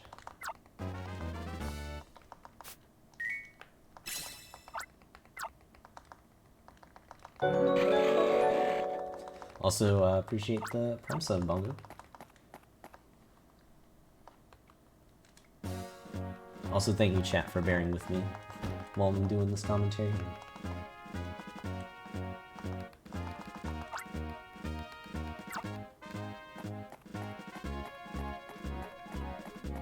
But okay. So we've done the 3 challenges, and we were told specifically not to do the 4th. But what if we just look at the 4th challenge? Like, we don't actually do it. We just look inside. We take a quick peek.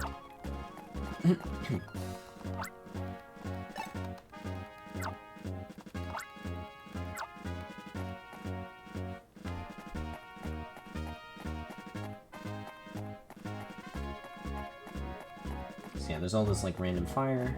Not sure what's going on. And the Go Rock quads are here.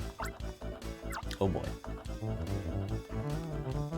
I wonder what havoc they're causing with this Charizard this time.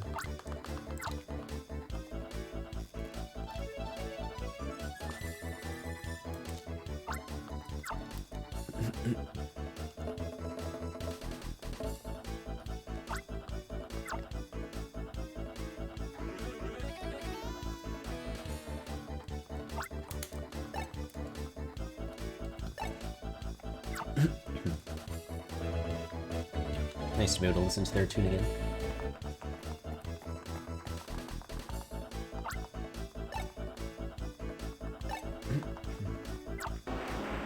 And no Charizard.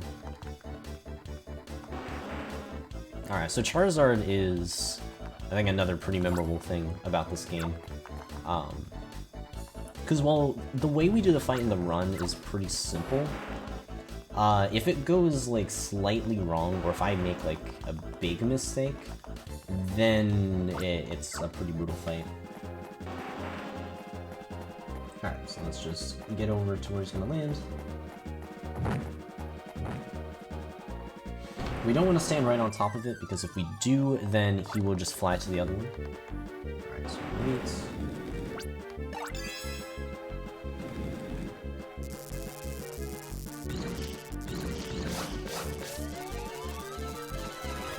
There we go.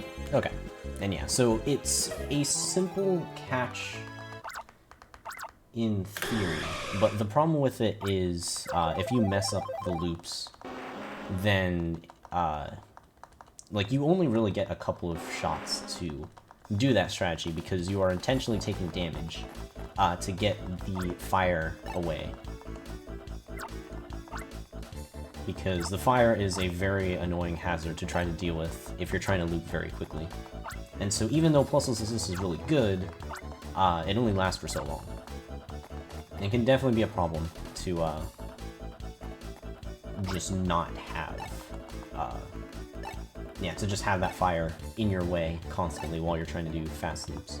So yeah, the strat is to just paralyze it and then make sure that the fire that's in the way is like broken up, and then just proceed from there, doing really fast loops. If you get really lucky, you might not even have to use like any sort of damage strats, but it all depends on like the placement of the fire.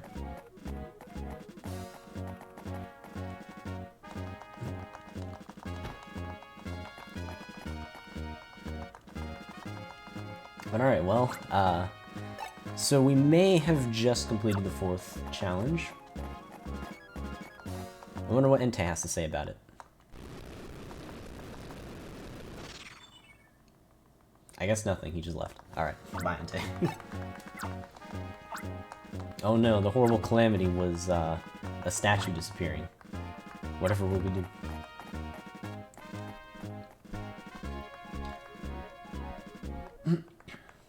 Yeah, so,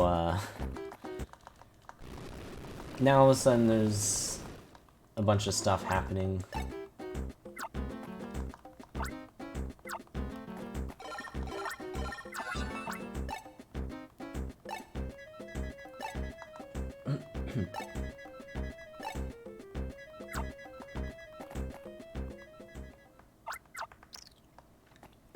Okay, so we're gonna check inside, and now there's a bunch of lava. Which, yikes. Yeah, I don't think that Entei statue was too happy with us completing the trial.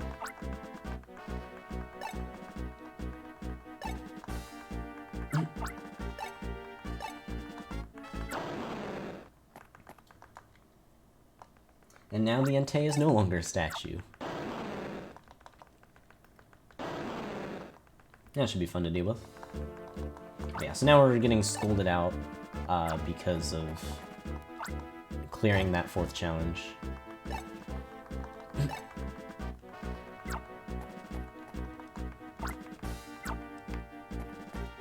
So okay, even though we're told to not follow, we're gonna just follow anyways.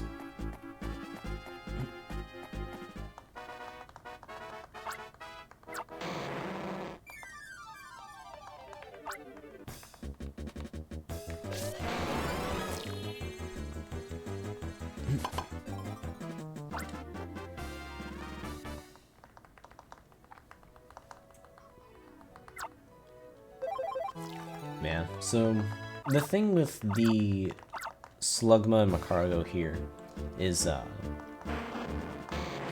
they're actually not too bad of captures. The only problem is if you let them stay on screen for too long, the lava pools that they create behind them can be extremely annoying to navigate while also going fast.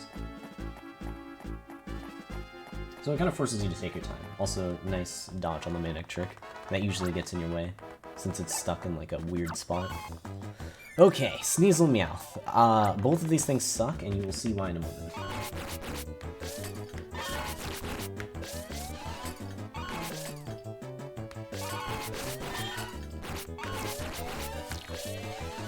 Okay, there we go. Yeah, so both of them, well, Sneasel specifically is just a very annoying Pokemon to catch because it goes really, really fast, does very fast attacks, and then it will stop its attacks almost immediately as well.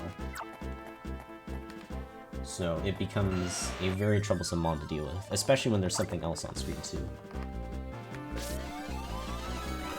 Alright, there's Rhydon done. Yeah, we're going to be needing that Rhydon for its field move in a moment, so that's why we came all the way over here. Hopefully Manectric doesn't get in the way again. Nice. Yeah, so now we're dealing with some Slugma. So pretty similar to how the Magcargo and Slugma were before. They're pretty easy.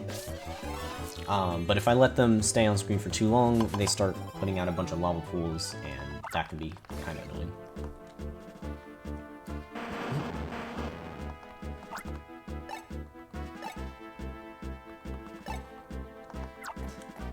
Also, yeah, apparently that was the guy that stole the Politoed earlier. He's upset that we didn't remember.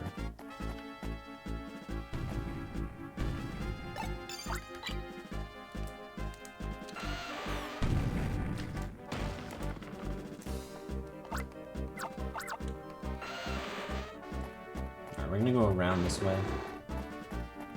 Just because that way the Houndoom can't get us.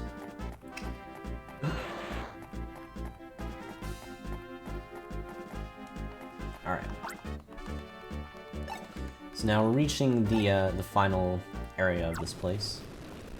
But yeah, unfortunately her styler was actually broken. So it's up to us to save the day now.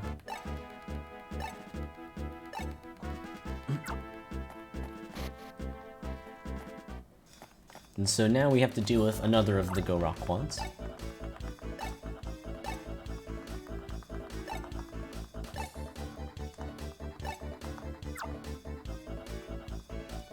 He does the bongo.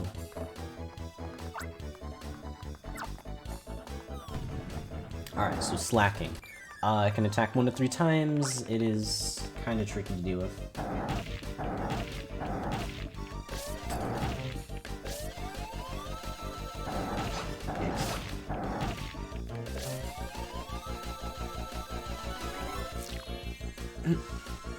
Okay, so the thing about slacking is usually, once it does its initial attack, it won't try to attack again for a while.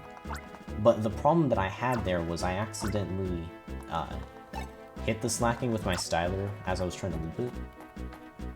And so it kind of threw off its attack pattern and it started attacking when I wasn't expecting it. Which luckily doesn't matter too much. The damage is annoying, but we're gonna level up here, most likely. And even if we don't, we'll level up, like, or we'll get, like, our charge back before Mission 7. And Entei should be a pretty simple catch. All that really needs to happen is we just use Plus's assist. And then just try to capture Entei alone before the Magmars get on screen.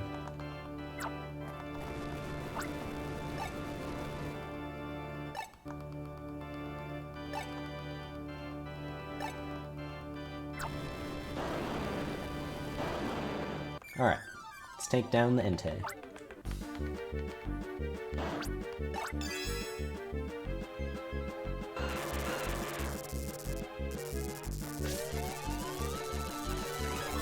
Alright, awesome. It's nice when that goes right.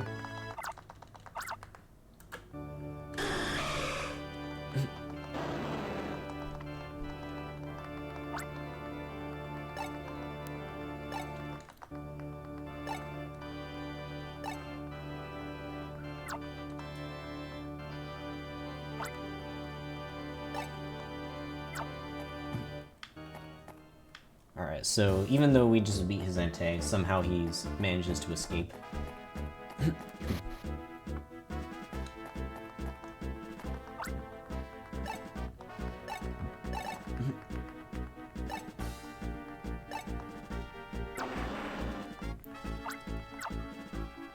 And look, it's the Charizard. It is here now.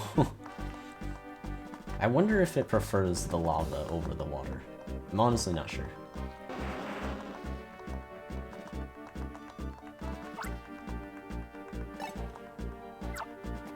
But okay, so that is this whole experience done.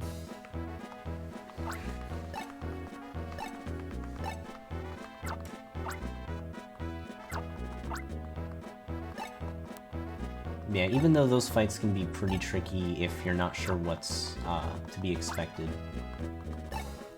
when you do know, and you have the right Poke Assists, it can certainly be a lot easier. But okay, so now we've got to get back to Fall City. So, gonna take the Dragonite bus back. And yes, it is specifically called the Dragonite bus.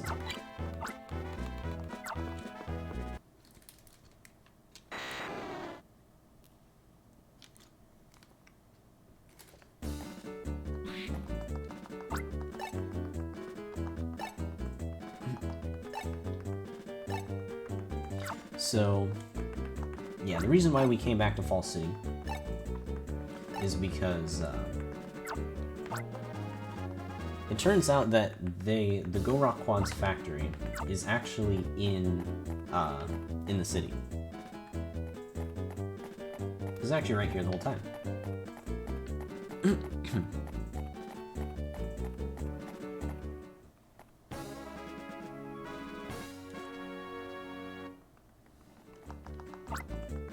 So yeah, now we gotta open the door, except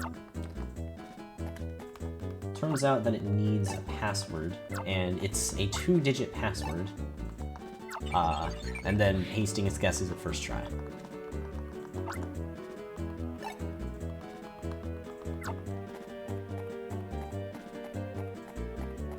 Okay, so now we're gonna need Meowth in order to progress forward, and there's a bunch of Voltorbs here that will explode on us. Hopefully we can dodge them now.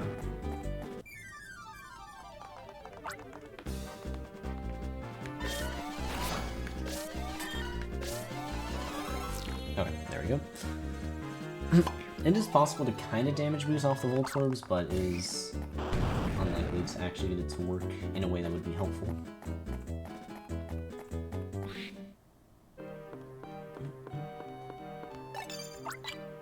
Alright. Cut down this wooden fence. Also, Vulcan appreciate the prime reset. Thank you.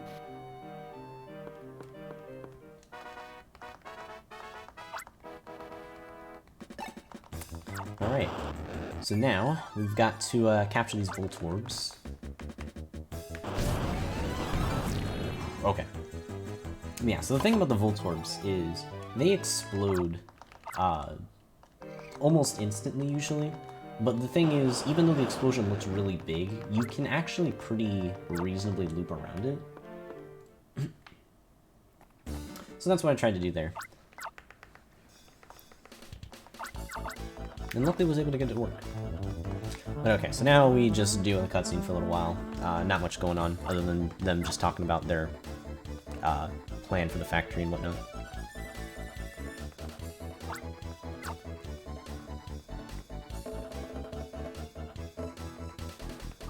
And of course also practicing their music.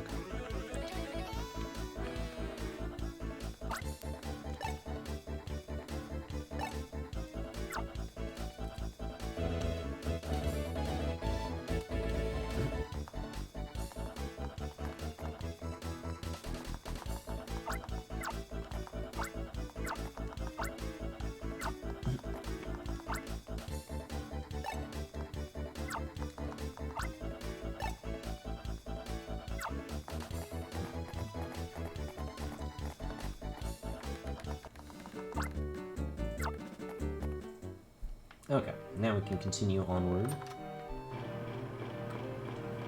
So in order to get through the facility, we need to start saving these Pokemon that are trapped in these generators.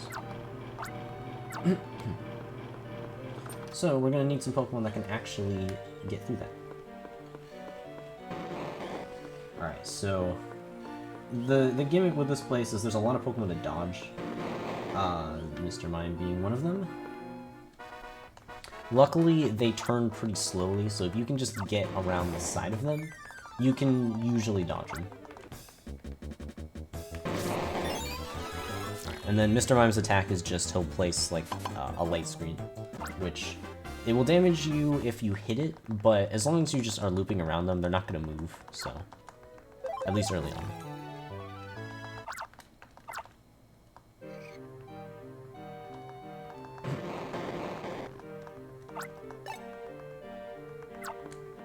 Okay. Now we've got it... Wait, actually, almost forgot. There's one thing we need to do, is we've gotten that dealt with. Oh wow, there's actually...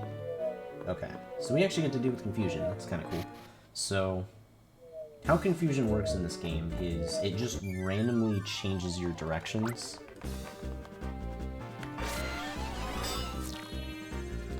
So, like, up maybe right, left maybe down, that sort of stuff. And it kind of changes multiple times, like, even while you're moving. So it can be kind of difficult to navigate, like that. Okay, looks like we're done with the confusion, though. Oh, okay, we're not getting hit by that again. I already showed it off. Don't need to worry about that anymore. Okay, let's see if the Mr. Mime... Okay, they're in good spots. So that should be okay. That is a very bad spot, though. Not really anything I can do to dodge that. But okay, so now that we've gotten the pincer, we can break the Pikachu out of the cage. And we're gonna turn the lights off, as well as be able to like break down the security system.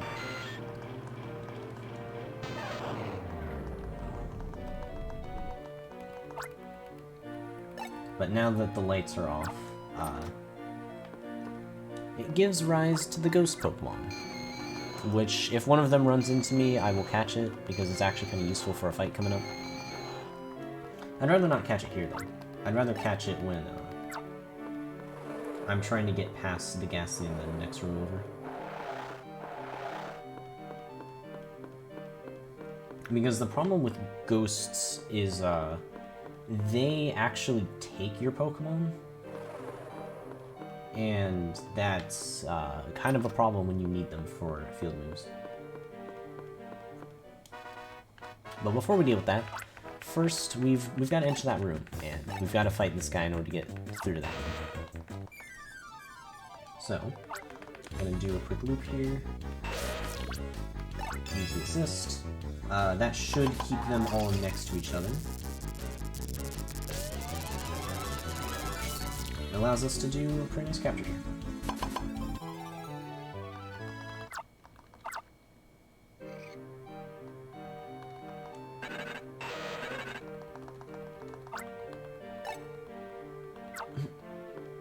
Okay, and now we're gonna wait at the entrance, so that way Houndoom rushes towards us and we don't get the Pichu as an extra encounter.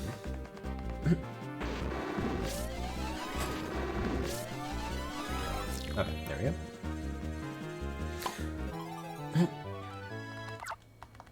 Yeah, Houndoom attacks instantly, so as long as you just don't start looping immediately, you're good. Alright, so there are Ghastly in this room here. So if one of them takes my Houndoom, then I will get it. Which none of them did, right?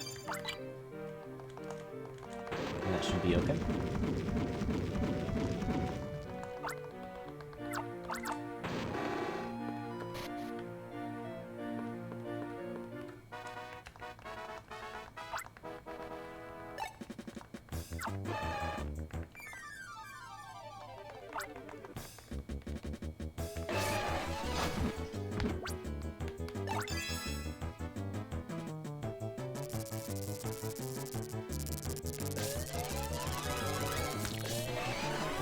Okay, there we go. I was hoping I could maybe try to get the Machops quickly, but unfortunately they attacked a bit too early, so couldn't really go for it. Yeah, that's why it's always nice to have Plusle in the back, because it's a very, very, very useful assist.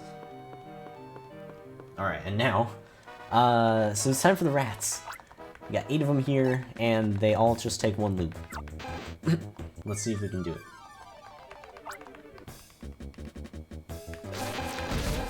Okay, well, I did it. They usually spread out a lot more, so after the initial chance, it's very hard to get them all together, but for whatever reason they didn't move that much, so that works out. Okay, so we need to start taking out the lights here now. Let's go around here. Say hello to Pincer.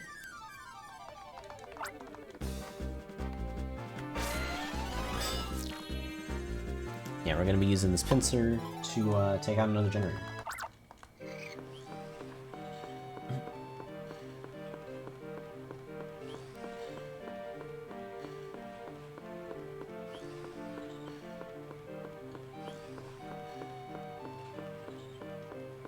Yeah, this can be a part that a lot of people get stuck at, because the arrows are a little bit confusing.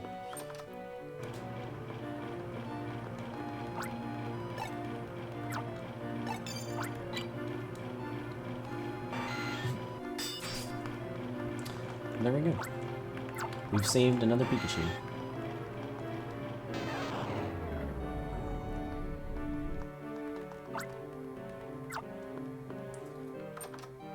Yeah, there's just one generator left to go. Except this one actually is too strong for Pincer to break. So we're going to be getting a different Pokemon.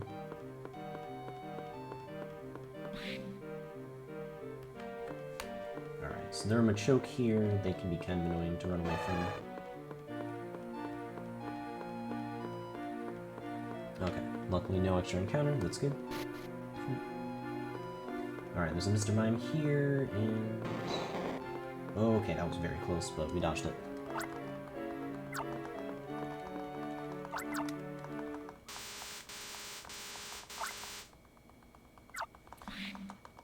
Alright, now we've got to deal with these two folks, which it kind of depends on where they start moving. We want to get the Crobat first, if possible. Oh, that's...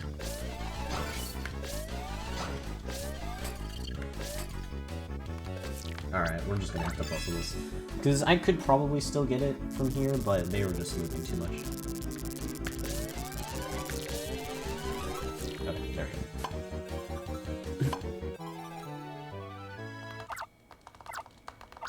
It is too bad that the Ariados moved in a very, very bad spot to try and get Crobat. Because typically what you do is, Ariados, like, doesn't attack, so it's just like a random hazard there. And then you just get the Crobat while it's not moving. There we go. But yeah, instead in that case,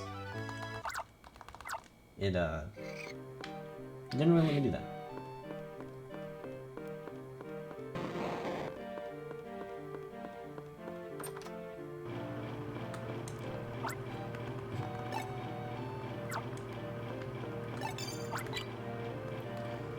So I am a tiny bit worried, because I usually don't use an assist for that fight, so I can have charge for the final fight coming up. I think I should still be okay, but if we somehow don't have charge at the beginning of the fight, I might need to take it a bit slower. Because yeah, Caesar is very annoying to try and capture without the use of an assist.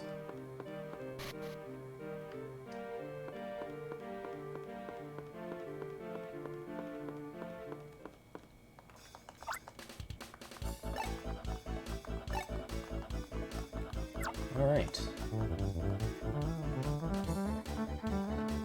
So yeah, let's see how Caesar goes. So yeah, essentially the plan with Caesar is you just loop it once, and then you use plus on it, and then should be a free capture from there. I had a feeling that might happen.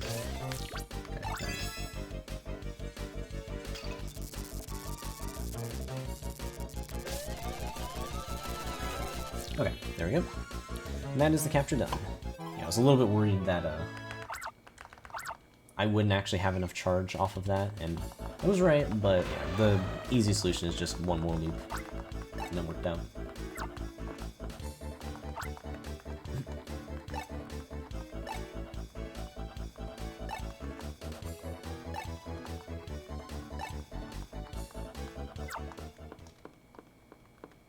Okay, well, either way, we've completed Mission 7. We've kind of shut down the factory here. more than just investigated it.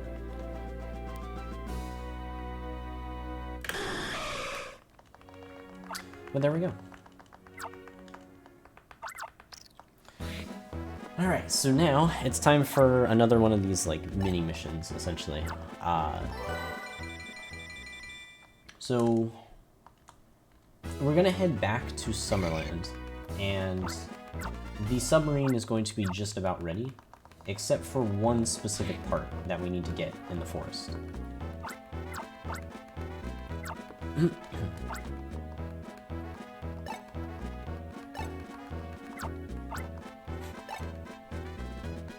But yeah, this is probably the most infuriating mission in this game.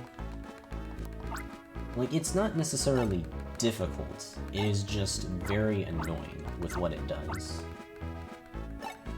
But first things first, let's actually get to Summerland. So we're gonna be taking the Dragonite bus again. I believe this is actually the last time we do so.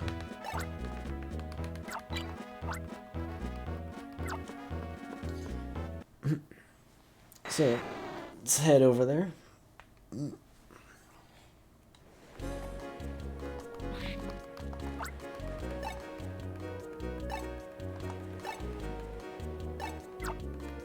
But yeah, in order to get to Windtown, which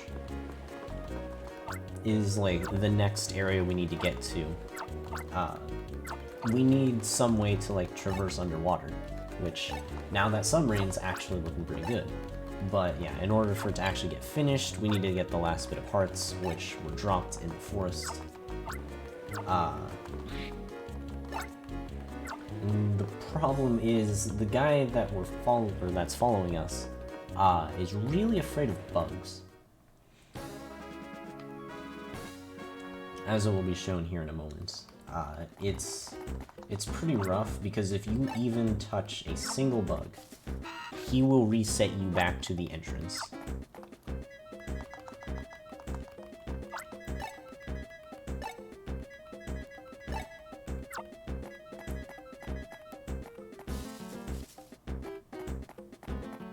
Alright, so all these wurmples here, we don't want to touch any of them.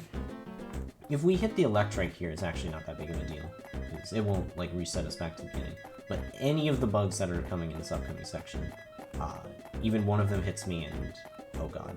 Okay, so Ariados actually will chase after me, so I gotta be careful. Okay, good. Oh boy. Oh my god, that was really close. I got into the loading zone just before it got me.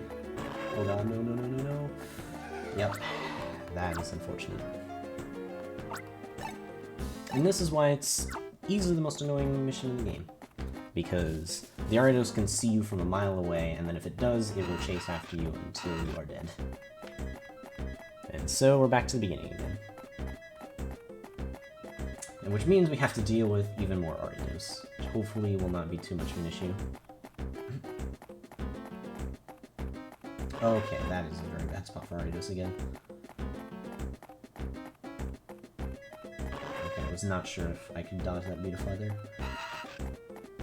Okay, that's a good spot for Ariados. The other one's in a good spot too. Alright, so yeah, now we're home free. It's too bad, because we were actually pretty close to the end, but that was just a very bad spot for the Ariados to be.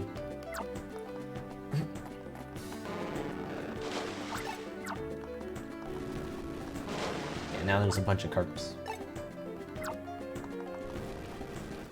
And then also a Gyarados, who's not very happy.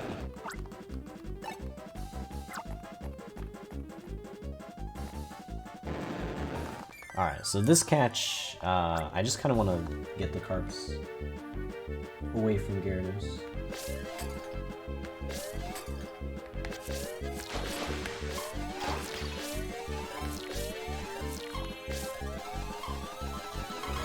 Okay, there we go. We don't want to use an assist here because the next fight over requires, like, it's pretty much mandatory need of the Plusle assist. Because otherwise, it's just a very long fight, because Poliwrath just keeps attacking over and over again.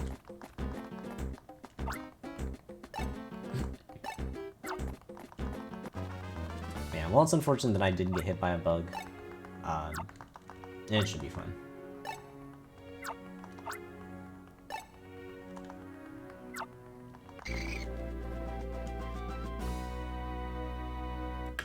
Alright, the mini mission is done.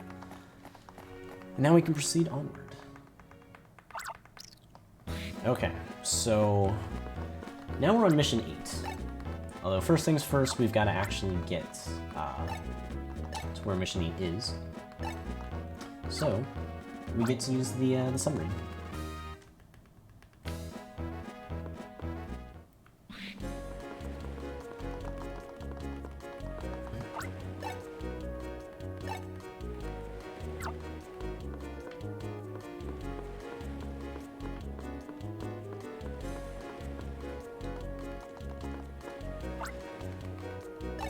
Yeah, and when I say use it, it basically just does an autopilot thing, so we don't actually get to control it.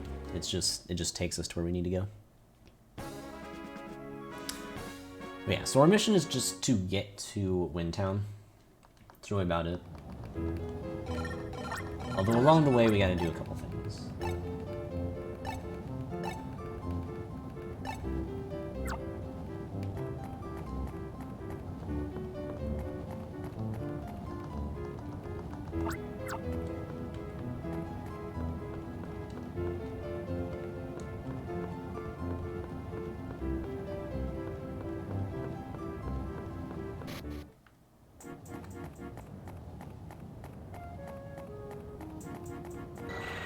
Okay, that go-bet was pretty close. Yeah, there's not too much that happens in this cave, but the one thing that can happen is go-bats can get in your way. And I don't think I've ever seen one just squarely on the stairs before. That was annoying. But okay, and then the other thing is those jinx, which that can be an issue, but luckily they didn't confuse me, so we're all set.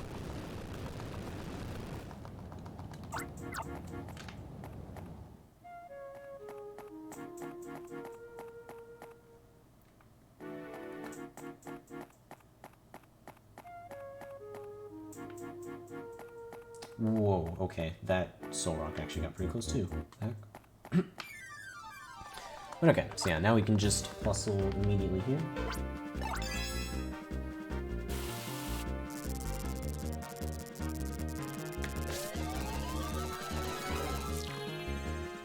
And catch is done. Yeah, we also don't want to go too high up there. Otherwise, it will trigger a polyworld to jump out of the water and cause issues with trying to get the Polyrath catch.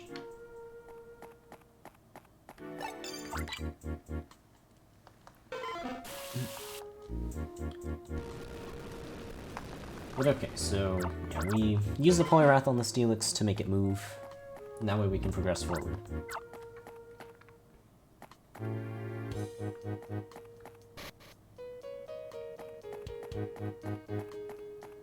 Yeah, not much happening here, just continue to move forward.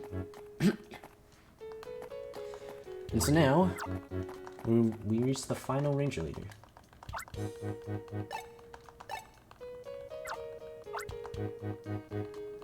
But yeah, before we can actually move forward, we need to get past those pilot swine. And in order to do that, we need to go and rescue a swine.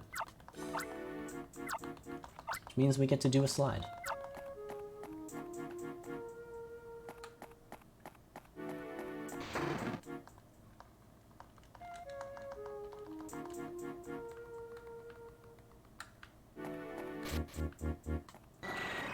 Okay, luckily the Golbat was a bit of an easier dodge this time. Alright, let's hopefully get through the slide no problem.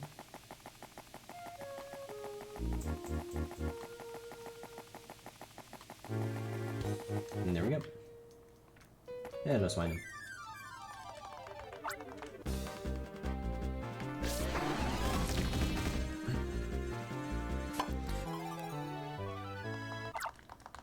Alright, so yeah, now we can reunite the Swinub with the Pilot Swine. Okay, so now we are on, we're getting really close to like, for me, it's the scariest fight in the game. And that would be Steelix. So, it's not too often that I actually need, like, a save for this, but...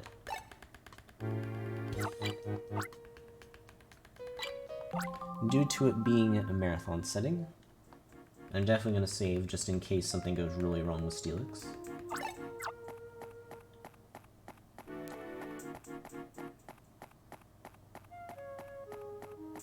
Alright, so I'm going to get the Sneasel here. Or more, it's going to get me, because it almost always runs into me anyways.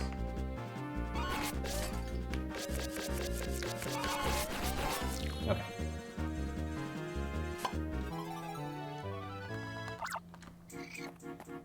So yeah, the reason why we have the Sneasel is because Dark Assist is actually pretty good for this fight. Because it increases your line length, so you can do even bigger loops at the cost of like 1/5 of your HP. So it's pretty good.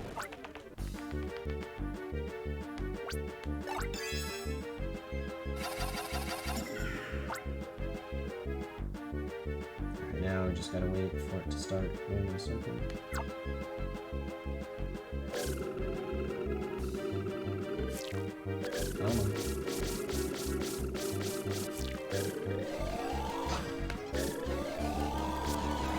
Okay, there we go. It was in a little bit of a weird spot with the screen, but we made it work, so it's fine.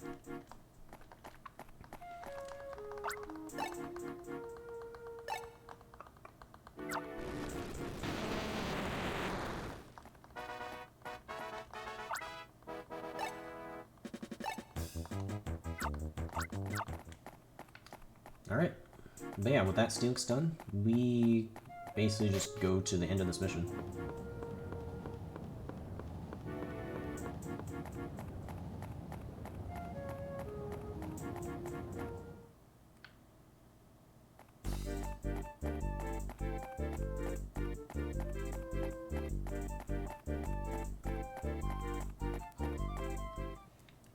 Yeah, one little note there is, if you bring any Pokemon to the end of, like, this section, without having used them, in Mission 8, then it will release all of the Pokemon, like, right there. And it will stop you for a little bit, so you can do so.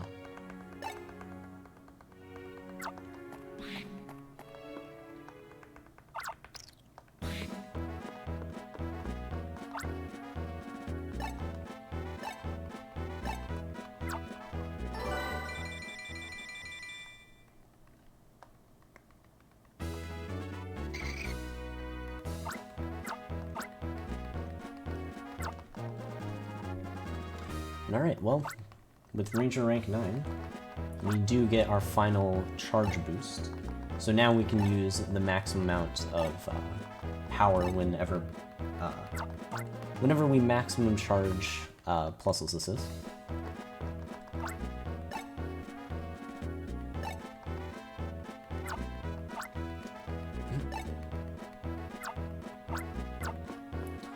Okay, so now it's time for Mission 9, which is actually a decently long mission. So yeah, first we gotta do a long walk over to the Go Rock hideout.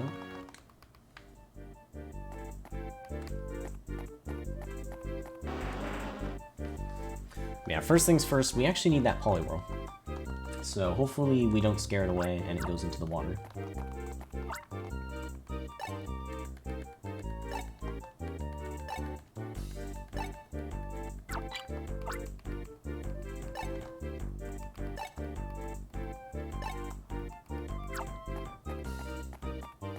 Oh, okay, that's a problem. Oh, I can grab this one. Well, that's unfortunate. So, okay, the usual strat is you do one quick loop and then it stops it from doing those extra attacks, but I messed up my loop, so I couldn't do anything anymore. Okay, good, it didn't turn around. So no extra Arbok encounter. And alright, so similar to how the Rattatas were, These sea dots are just one loop. What the? Okay. Thought I had lifted up my stylus, but I guess not.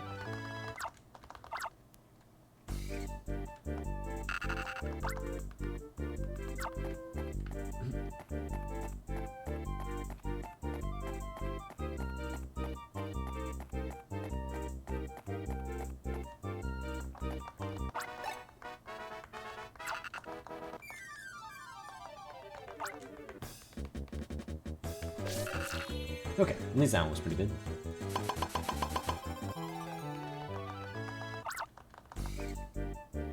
Yeah, I gotta admit, when you actually get the, like, those captures correct, it is pretty satisfying.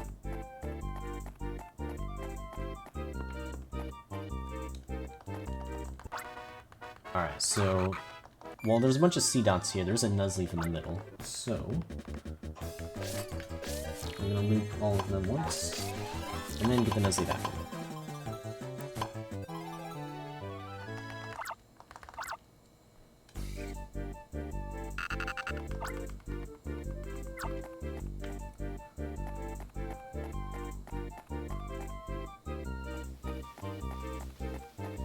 We want to kind of avoid that tree in the middle because it will spawn a bunch of shift trees that can be kind of annoying to deal with.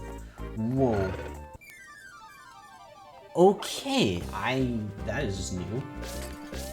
And actually kind of bad. What the heck? I don't think I've ever seen the Quilava go in that direction. Because usually the Quilava will go up or down, and it will just be a little bit of a nuisance, but it actually going on the bridge was pretty bad, because I couldn't really avoid it. Alright, well, either way.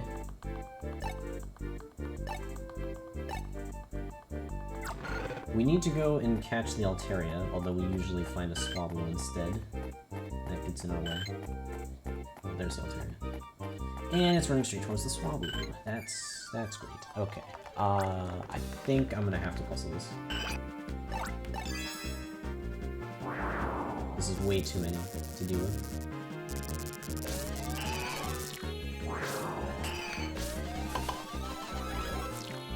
Okay.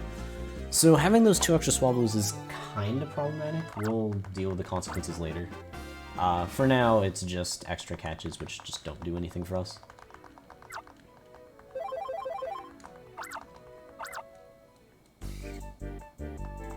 And okay, with capturing the Altaria, the fog goes away, and now we can proceed onward.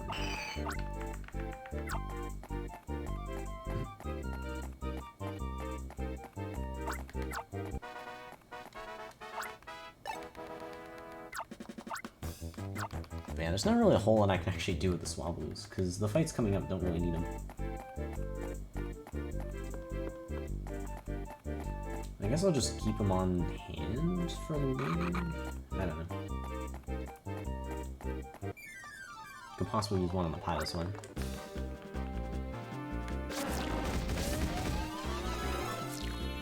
It's kind of a quick capture like that, so...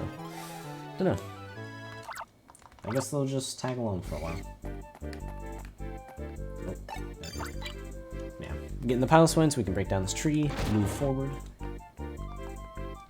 Yeah, since we got the Poliwhirl earlier, we don't have to worry about getting one here.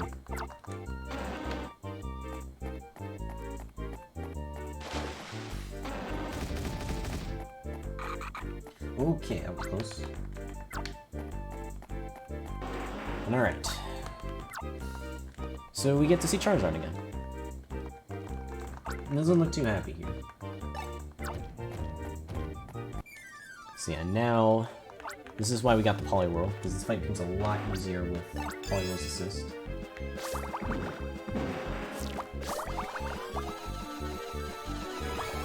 There we go.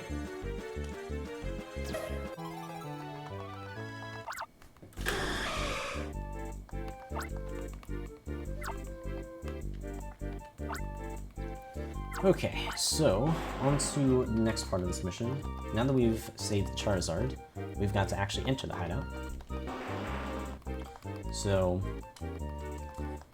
we don't actually have too many battles coming up, but the thing is, we have like a couple of different puzzles that we have to deal with. Although first things first, we gotta do some movement to actually get to the hideout. And if I'm lucky, maybe I can get a boost. It's not a bad boost. It's one of like the few damage boosts I try to go for in this game.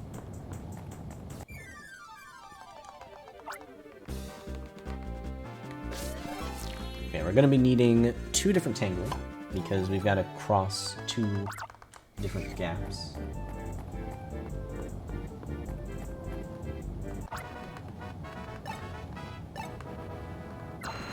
Okay, I guess what I can do is, because I have the Swablues, I could use them here. Even though it's not super useful.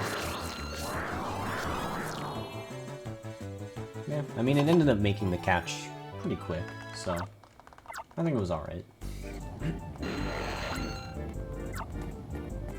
Because, yeah, the flying assist is a little random, but when it works, it works.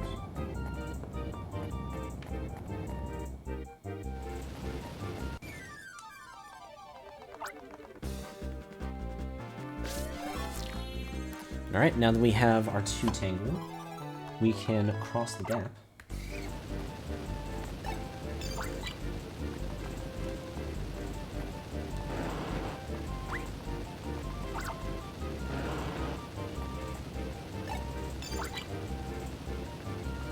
And there we go.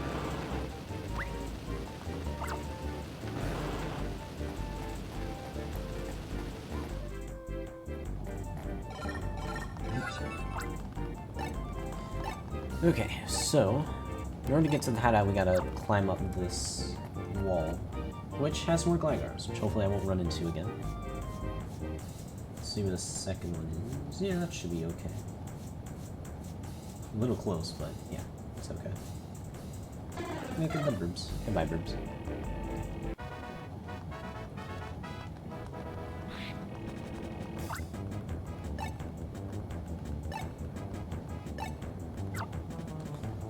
Oh. Luckily, because that guy decided he wants some fresh air, we now know where the entrance to the hideout is. Admittedly, it's kind of obvious, but still. Man, unfortunately, because I did have the extra Swablu, we do get a bit more cutscenes telling us that we need to send him away.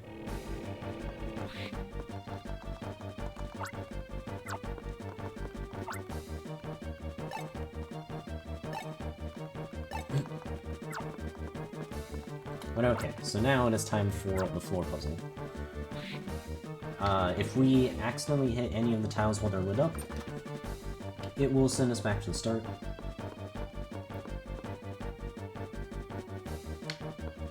So we're going to be careful here.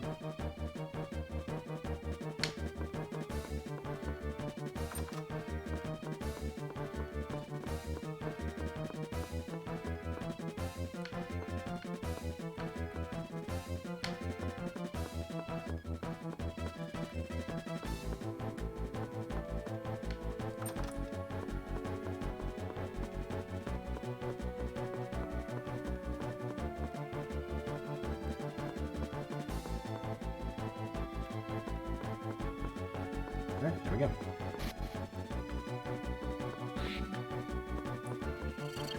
So, there's actually a Mankey here that almost always runs into us anyways, and we're actually going to catch it, because it's useful for a fight later. Nice, alright. Mankey down. Okay, so now we just gotta go, like, onto a bunch of different warp tiles. And we have this fight here, which is 3 different Pokemon that are actually kind of annoying to deal with. So, the plan is to loop them once, and then go for plusless assist. So that way they're all grouped up together and I can more easily get the catch. There we go.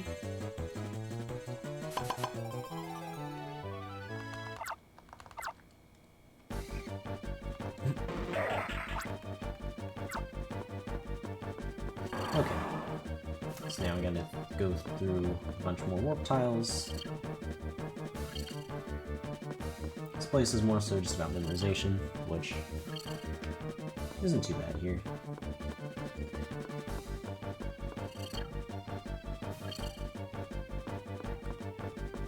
A lot of it is just remembering one over the other. Okay, so now, in order to progress, we gotta break this metal fence here. In order to do so, we need a Sneasel. We're also going to need these other pokes here. Yep, there's the crocodile down. Although we do need the Graveler to rise up, so hopefully it will be awake once we go back inside. But first things first, we need to get the Sneasel. Oh boy, Sneasel.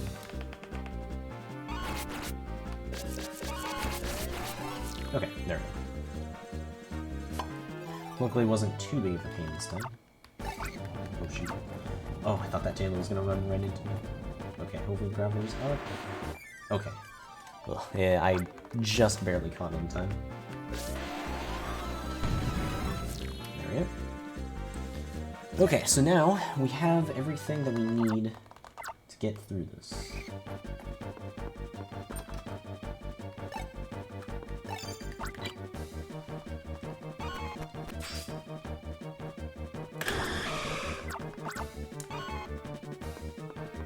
So yeah, we have some saves if necessary. We also have an Electabuzz we can go back to if we need to heal.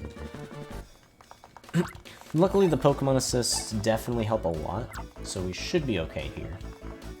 It's more so these places can take quite a while if your Poke assists get a bit messed up. But we'll see how it goes. Alright, so first things first, we're going to be using Graveler here.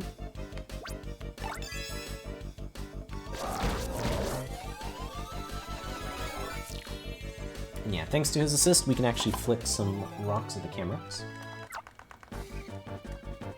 Catch becomes a lot easier.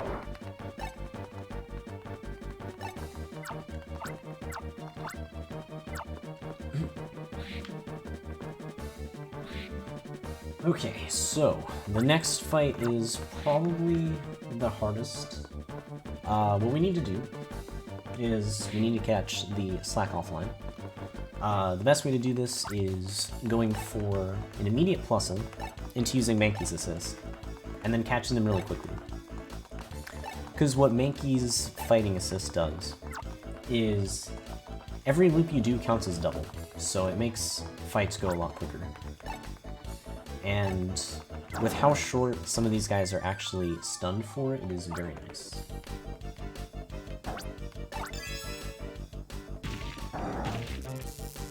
Ooh, interesting.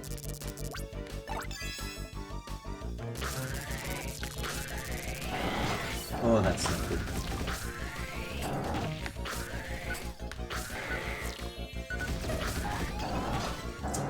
Okay.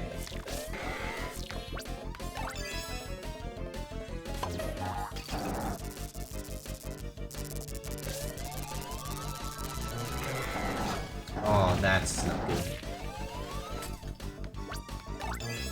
Okay, we might be in a problem situation then. I need the Vigoro. And that's... Okay.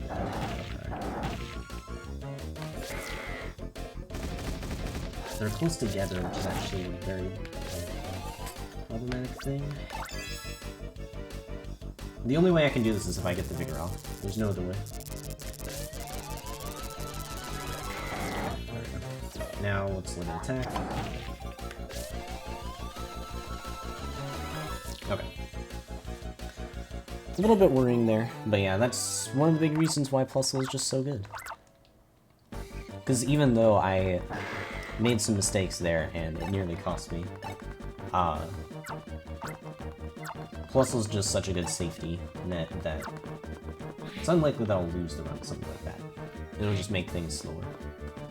Alright. If the Mankey runs into us, we'll use it, otherwise we're just going to skip it since we got way more than enough charge.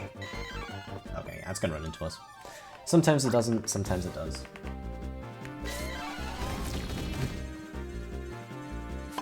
Yeah, we're gonna be doing basically the same thing on this next fight as we did there, except hopefully without messing up.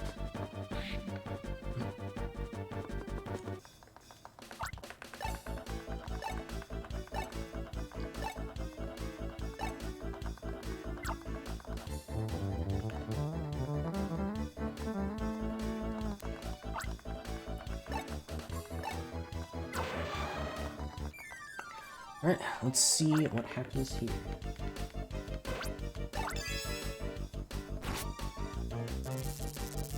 Oh, that's problematic.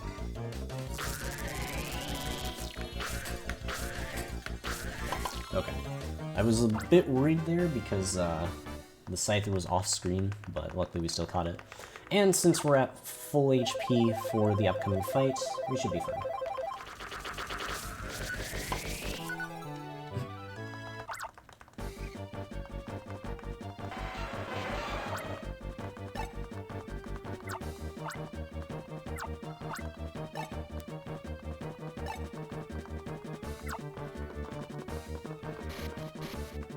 Okay.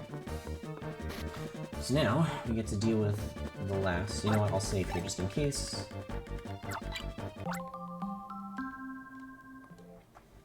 Because even though this fight's not usually too bad, since I did mess up the slack-off fight, I'll be a bit cautious here. I was not sure if Minotang would actually move out of the way.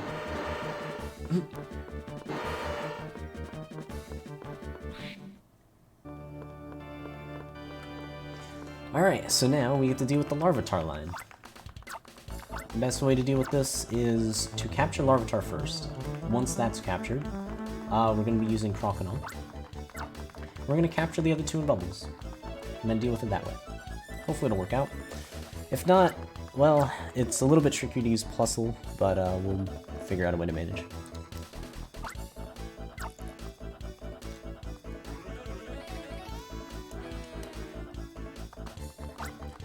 Doing this without assist isn't the worst thing in the world, it's just kind of scary.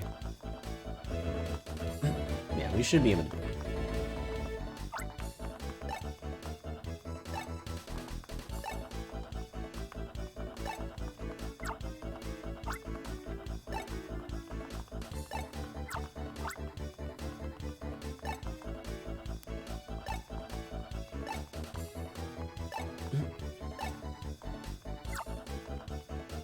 Alright.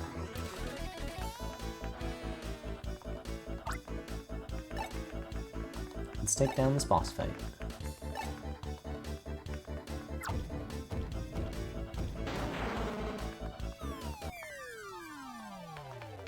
It's gonna start off with like a weird attack here.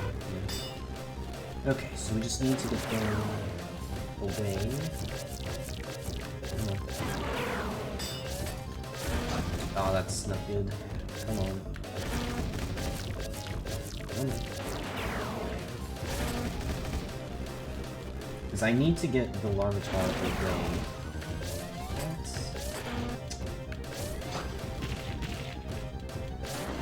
I don't think I've ever had this much trouble getting Larvitar. Holy crap. He does not want me to get him. Oh, what? I didn't catch it. Okay, there we go. God, that took a while. You might attack, yeah, it's fine. I should have probably waited on this.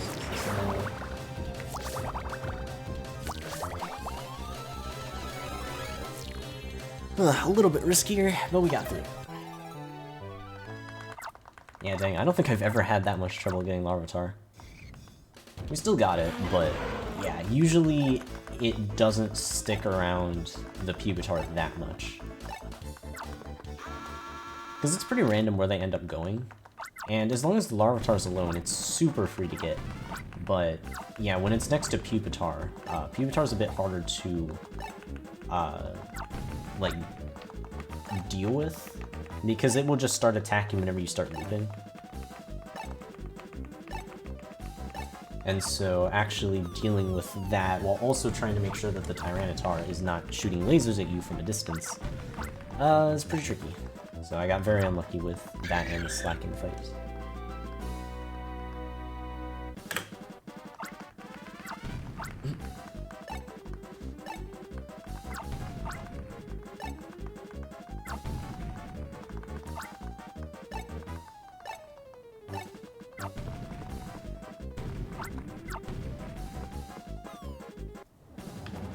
Either way though, that is mission 9 completed, which means there is only one mission left to go in this run. So we're actually getting fairly close to the end.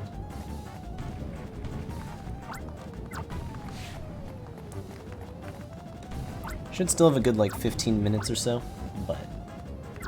Actually, probably more than 15 minutes.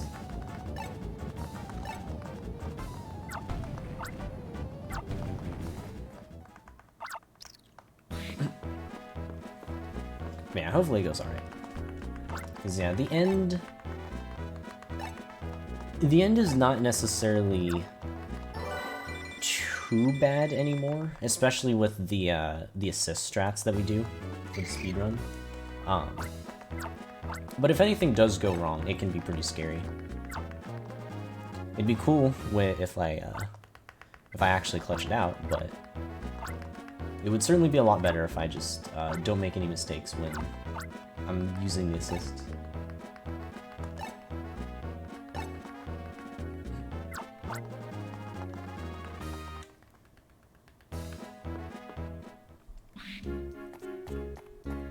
Okay, so now we're going to go up to the Fiore Temple.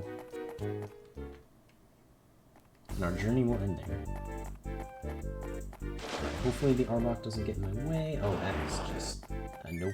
That is absolutely no chance of dodging. Holy crap. Alright, okay, at least he didn't chase after me while I was in invincibility frames. That would have been annoying. C-dots. Okay, good.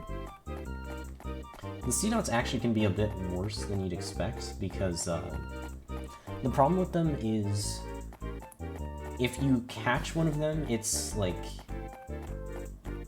it will instantly capture, but you can't bring any Pokemon into the Fiore Temple. So it would just give you the extra cutscene of, like, you need to get rid of your Pokemon.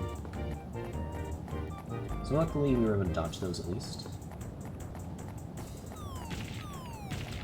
Another damage boost, because why not? Okay, that Tangalope is not usually there, but luckily it ran away from me. Alright, the final mission.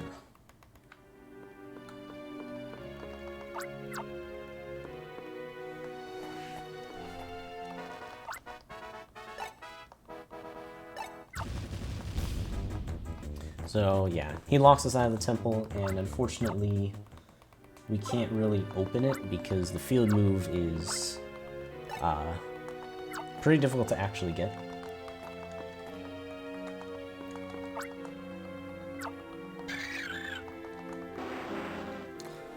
But luckily, Charizard's here to save the day. We'll break through this.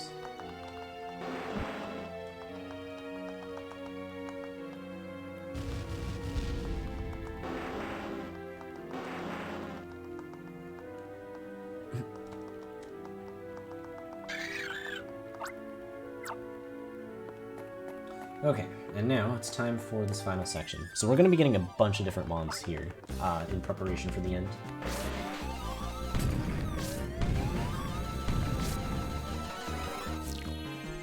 But yeah, a lot of these are strictly for trying to catch other Pokemon later.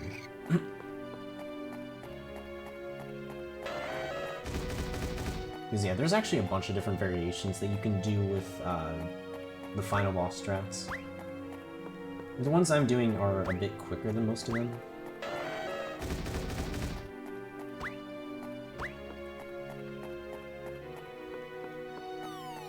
All it really does is it just makes Flareon a bit harder.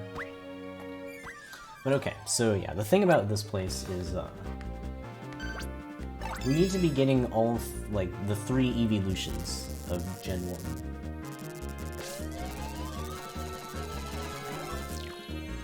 So first we're getting Vaporeon, which we can get pretty easily thanks to Pulse's assist.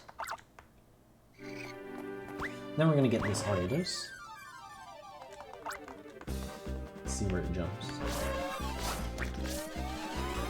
It's been unfortunate, but shouldn't matter too much. So yeah, now that we have Ariados, we gotta go up and around. And we're gonna see there's these 3 pedestals here, or at least indentations where there should be pedestals.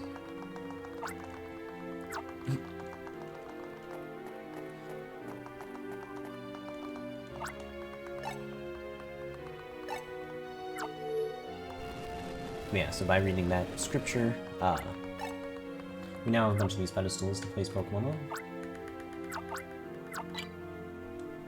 So we have Vaporeon on one of them.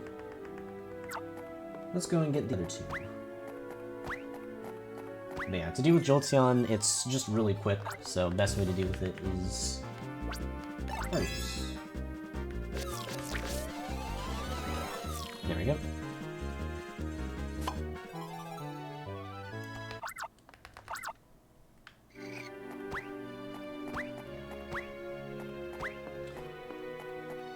But okay, we're done with the Pokemon that are on the outside. So now it's time to go down and get Flareon. Possibly, I might actually get that Raichu just to be safe, instead of doing like a safety save. Because that'd probably be way more meaningful than the save anyways. Okay, so now we're getting Swalot for another thing later. And there's gonna be some Gengar over here. We're gonna try and get both of them. Looks like not both at the same time, but that's alright.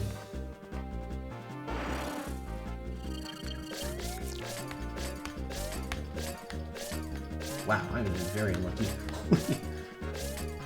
Oh my god. What the heck?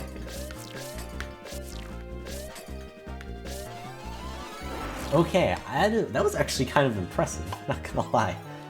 The fact that I didn't loop a single one of them is actually kind of crazy. Because it's actually a really easy capture, but I just could not loop anything. There we go. Okay. Should eventually stop looping. Oh, there we go.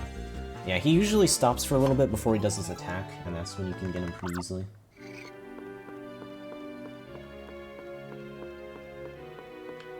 Alright, so now, we've got to get the Flareon. This is always a fun one to get.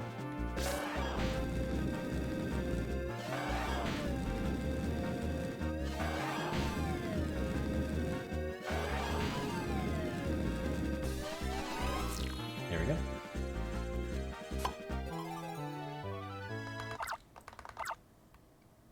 Yeah, really the way to deal with Flareon is you just wait until it does its attack, and then just get through it that way.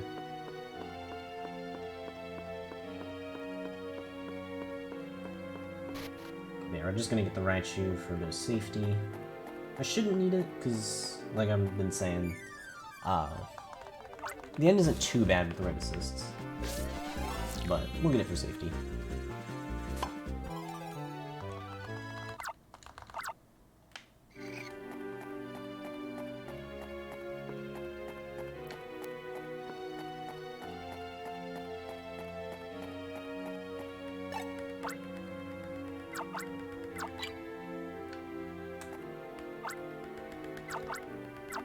Alright. And with the Flareon put on,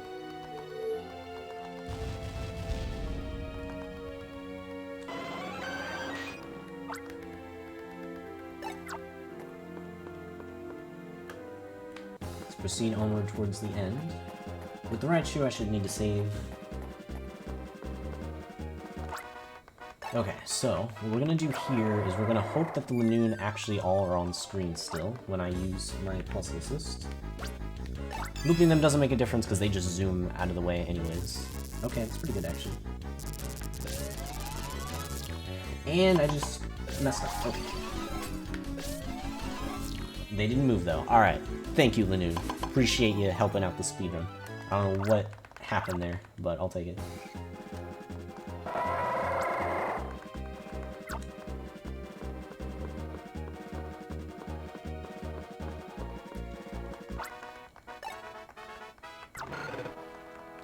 Okay, so now dealing with these is kind of annoying. We use Swalot here.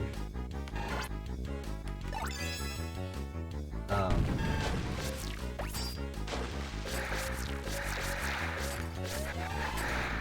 that's not good. Okay. Luckily, I was able to get them all kind of centered together, so that ended up working out.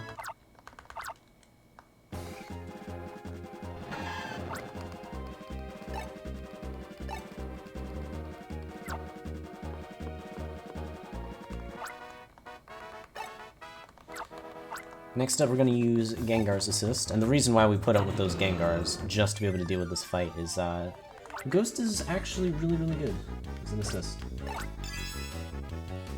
You just create loops, and...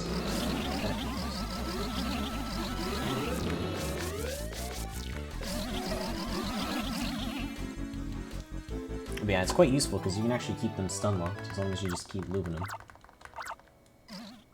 Whereas a lot of others fade away. Just depends on where you have the ghost positioned. Alright. It's time for the end.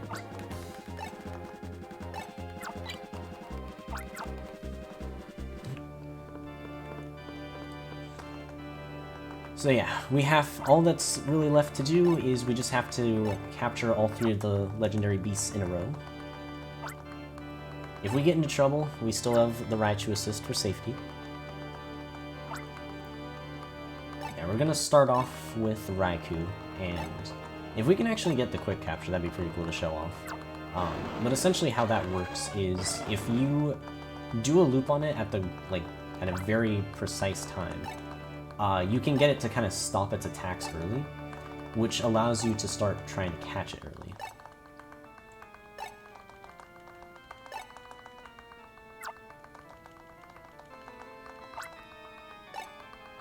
It's something that doesn't happen too often, and it's pretty precise, but when it does happen, it's pretty cool.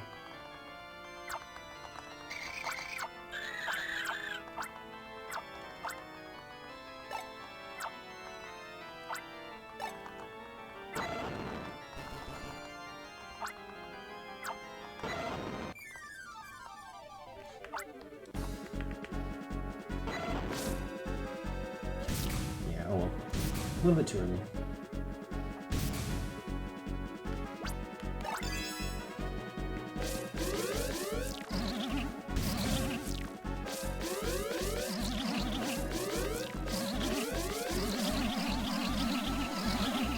That's why Ghost is great.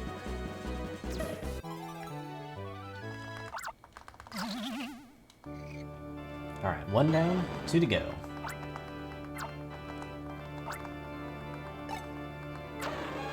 Alright, so yeah, next up is Suicune. We're going to be using Plusless Assist here. Works pretty well. It's just a matter of making sure that we actually get it here.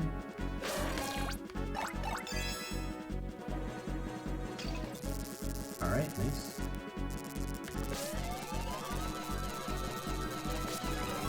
And there we go. All that is left now is Entei, which we saved the Golem since like the beginning of this mission just for this.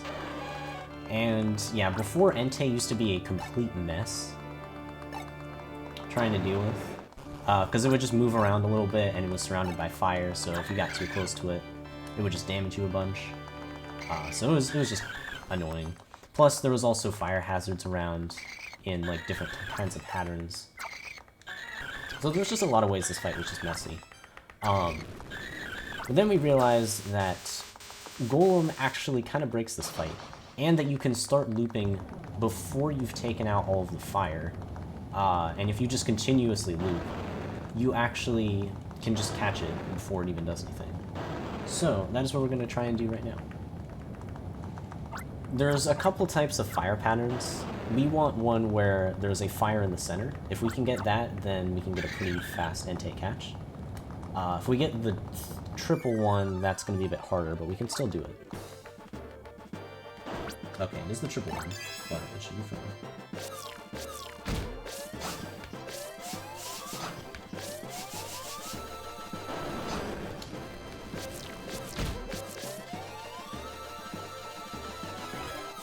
Okay, wasn't able to show it off too well, but that is it. That is the last capture of the game. We get one last level up in Celebration.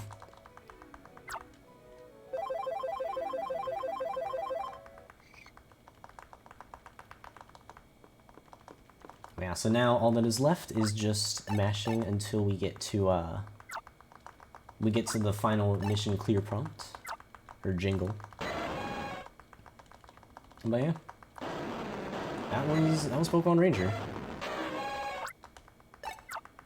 It's certainly getting older now, and it's getting more and more forgotten, but it is still honestly a great series. Like, Ranger 1 can definitely be a challenge just because it's the looping in a row, and that could be, like, hard on your touchscreen, but it's still very much worth a playthrough. As long as you just be sure to save. Because I didn't save too much in this run, but, like, a death is very, very costly. Makes you lose a lot of progress. And yeah. And both Shadows of Almia and Guardian Signs, like, the next two games in the series, are both, like, amazing. Both, like, casually and as speedruns. They're certainly a lot longer than this original Ranger game, and are a lot more forgiving in terms of, like, how you need to loop enemies. But yeah, they're both a great time. Highly recommended enjoying them if you have not already.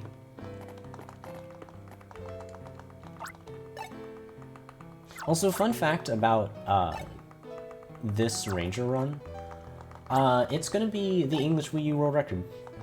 Because the previous record is a 3:10 by Madbigger, and I just have not played on English Wii U in a long time. So that is the new English Wii U World Record. 256.04. Nice. So yeah, I guess for those experience it as a YouTube video, since it is the record, GG's. And GG's chat.